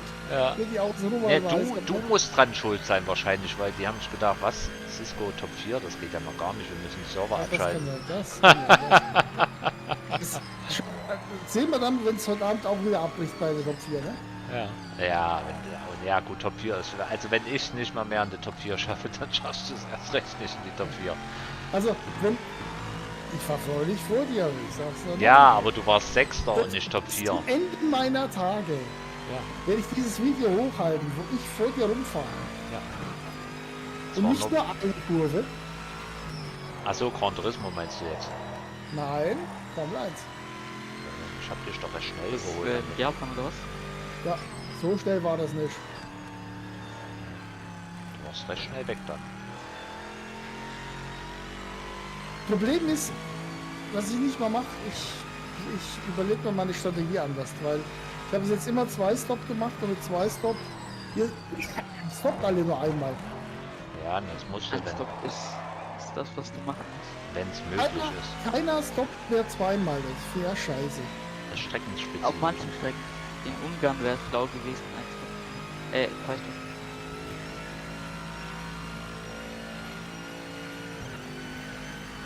Also ich weiß ja nicht, also können die hier nicht asphaltieren in Kanada oder was ist da los, ey? Warum? Was passiert gerade? Siehst du? Der merkt wieder jede Rille im Asphalt. Kugel hier, ey.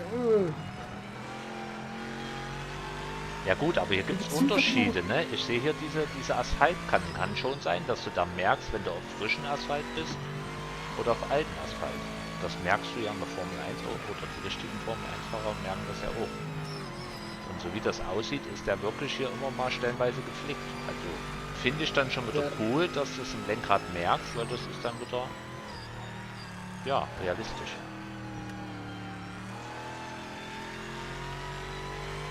Also man kann schnell fahren in diesem Spiel, GT3, das geht.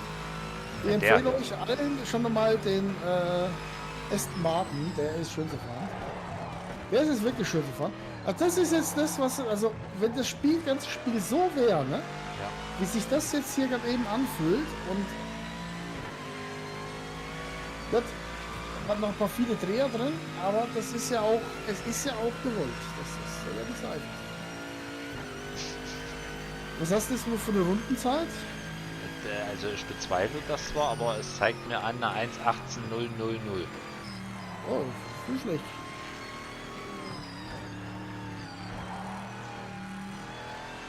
Ich lasse mich gerade den Verschöner der Bäume aus. Ja,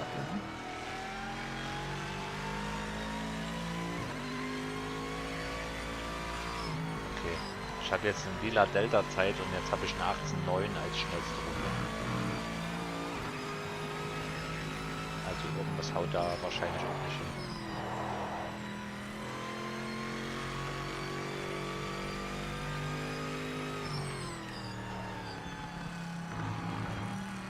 und ganz ehrlich, diese Hilfslinie ist voll für den Arsch.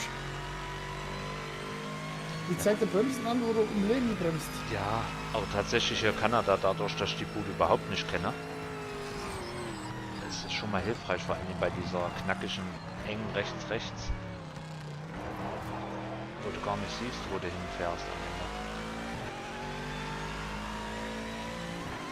Potenzielle Bestleistung 18,4 zeigt er mir an.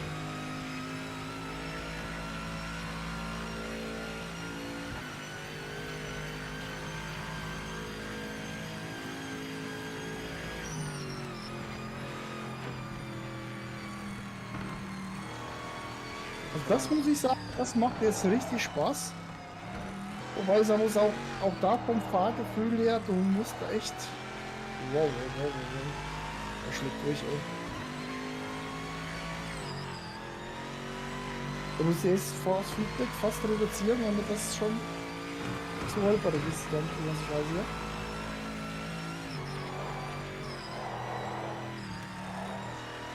Und das nochmal 50% der kommenden Leistung.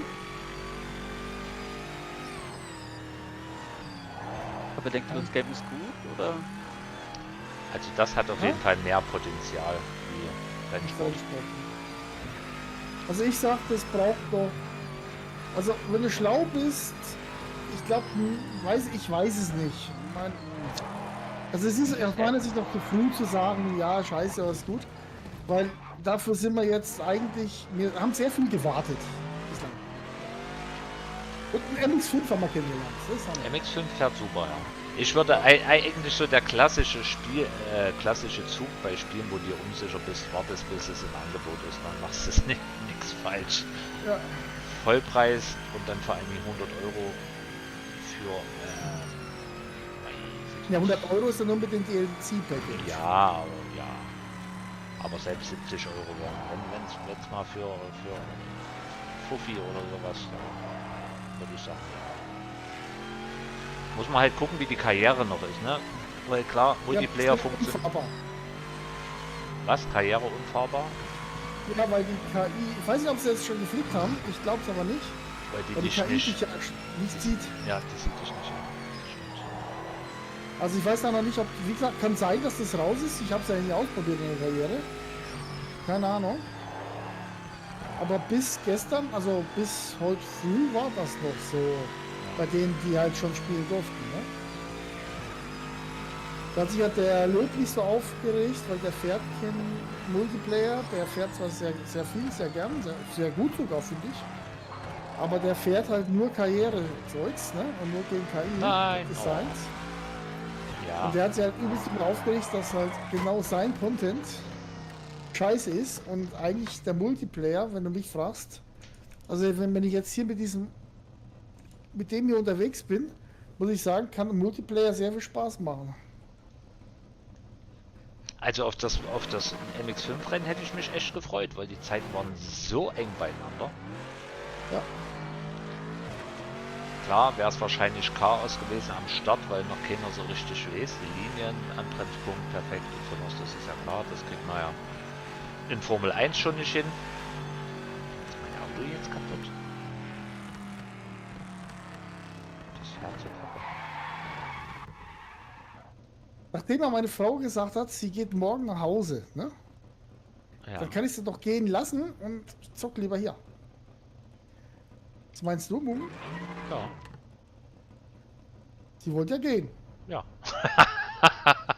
Das sind nur 15 Kilometer, das geht schon. Das schafft ihr.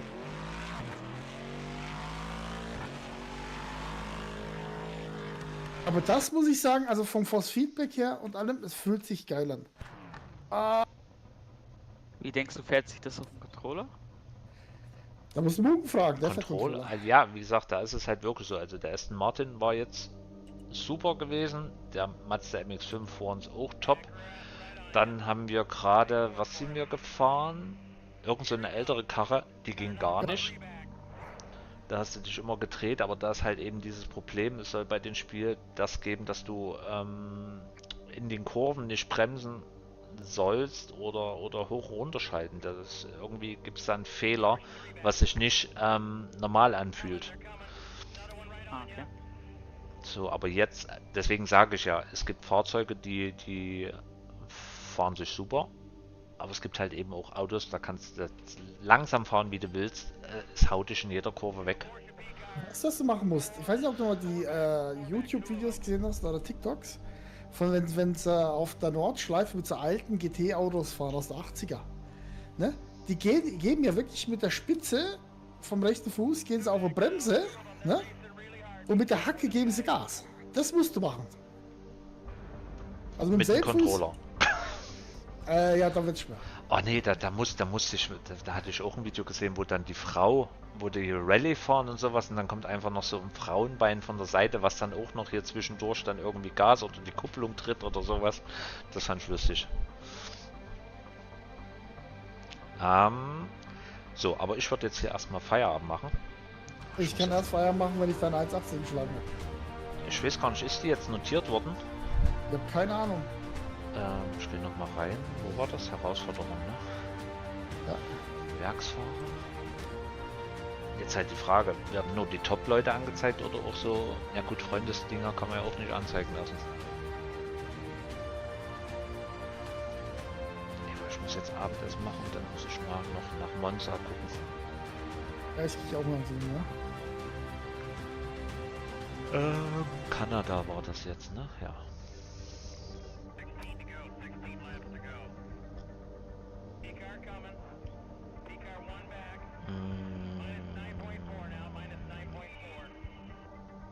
Zu Spieler springen.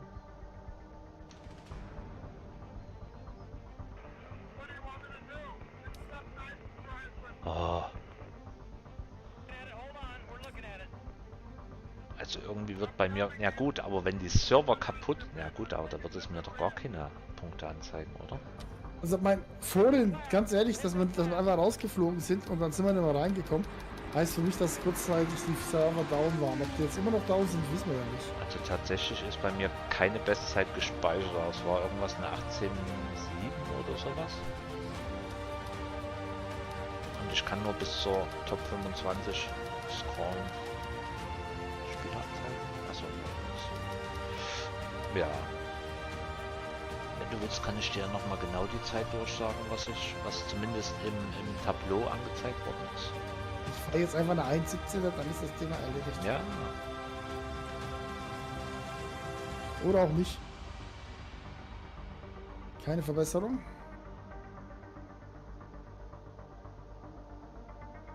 Genau, eine 18,912 ist es. Und die besten Sektorenzeiten wären eine 18,4. Also wenn du da zwischenkommst, 18,4 oder 18,9, dann kannst du dir wieder auf die Schulter klopfen, dass du besser warst Karte wie weg. ich. Karte weggeschmissen wird nichts. So, es ist gut. Da danke ich dir auf jeden Fall, dass ich noch mit dazu stoßen durfte. Und ja, zusammenfahren Ja, hat zwar jetzt noch nicht geklappt. Genau, an alle Zuschauer, wenn es euch gefallen hat, gerne ein Like und ein Abo da lassen, würde ich mich sehr freuen. Und ich muss dann unten in der Videobeschreibung noch einen Cisco dann dazu packen, der dann eventuell nach seinem Triumph in Monza dann nochmal in Project Motor Racing reingehen wird und seinen Triumphzug weiterführen wird. Dort dann in den Klar. Online-Lobbys, die hoffentlich nachher gefickt sind. Und genau. Wir sehen uns nachher bei F1 hoffentlich und ansonsten, wenn nicht, einen schönen Abend noch. Bis zum nächsten Mal. Ciao.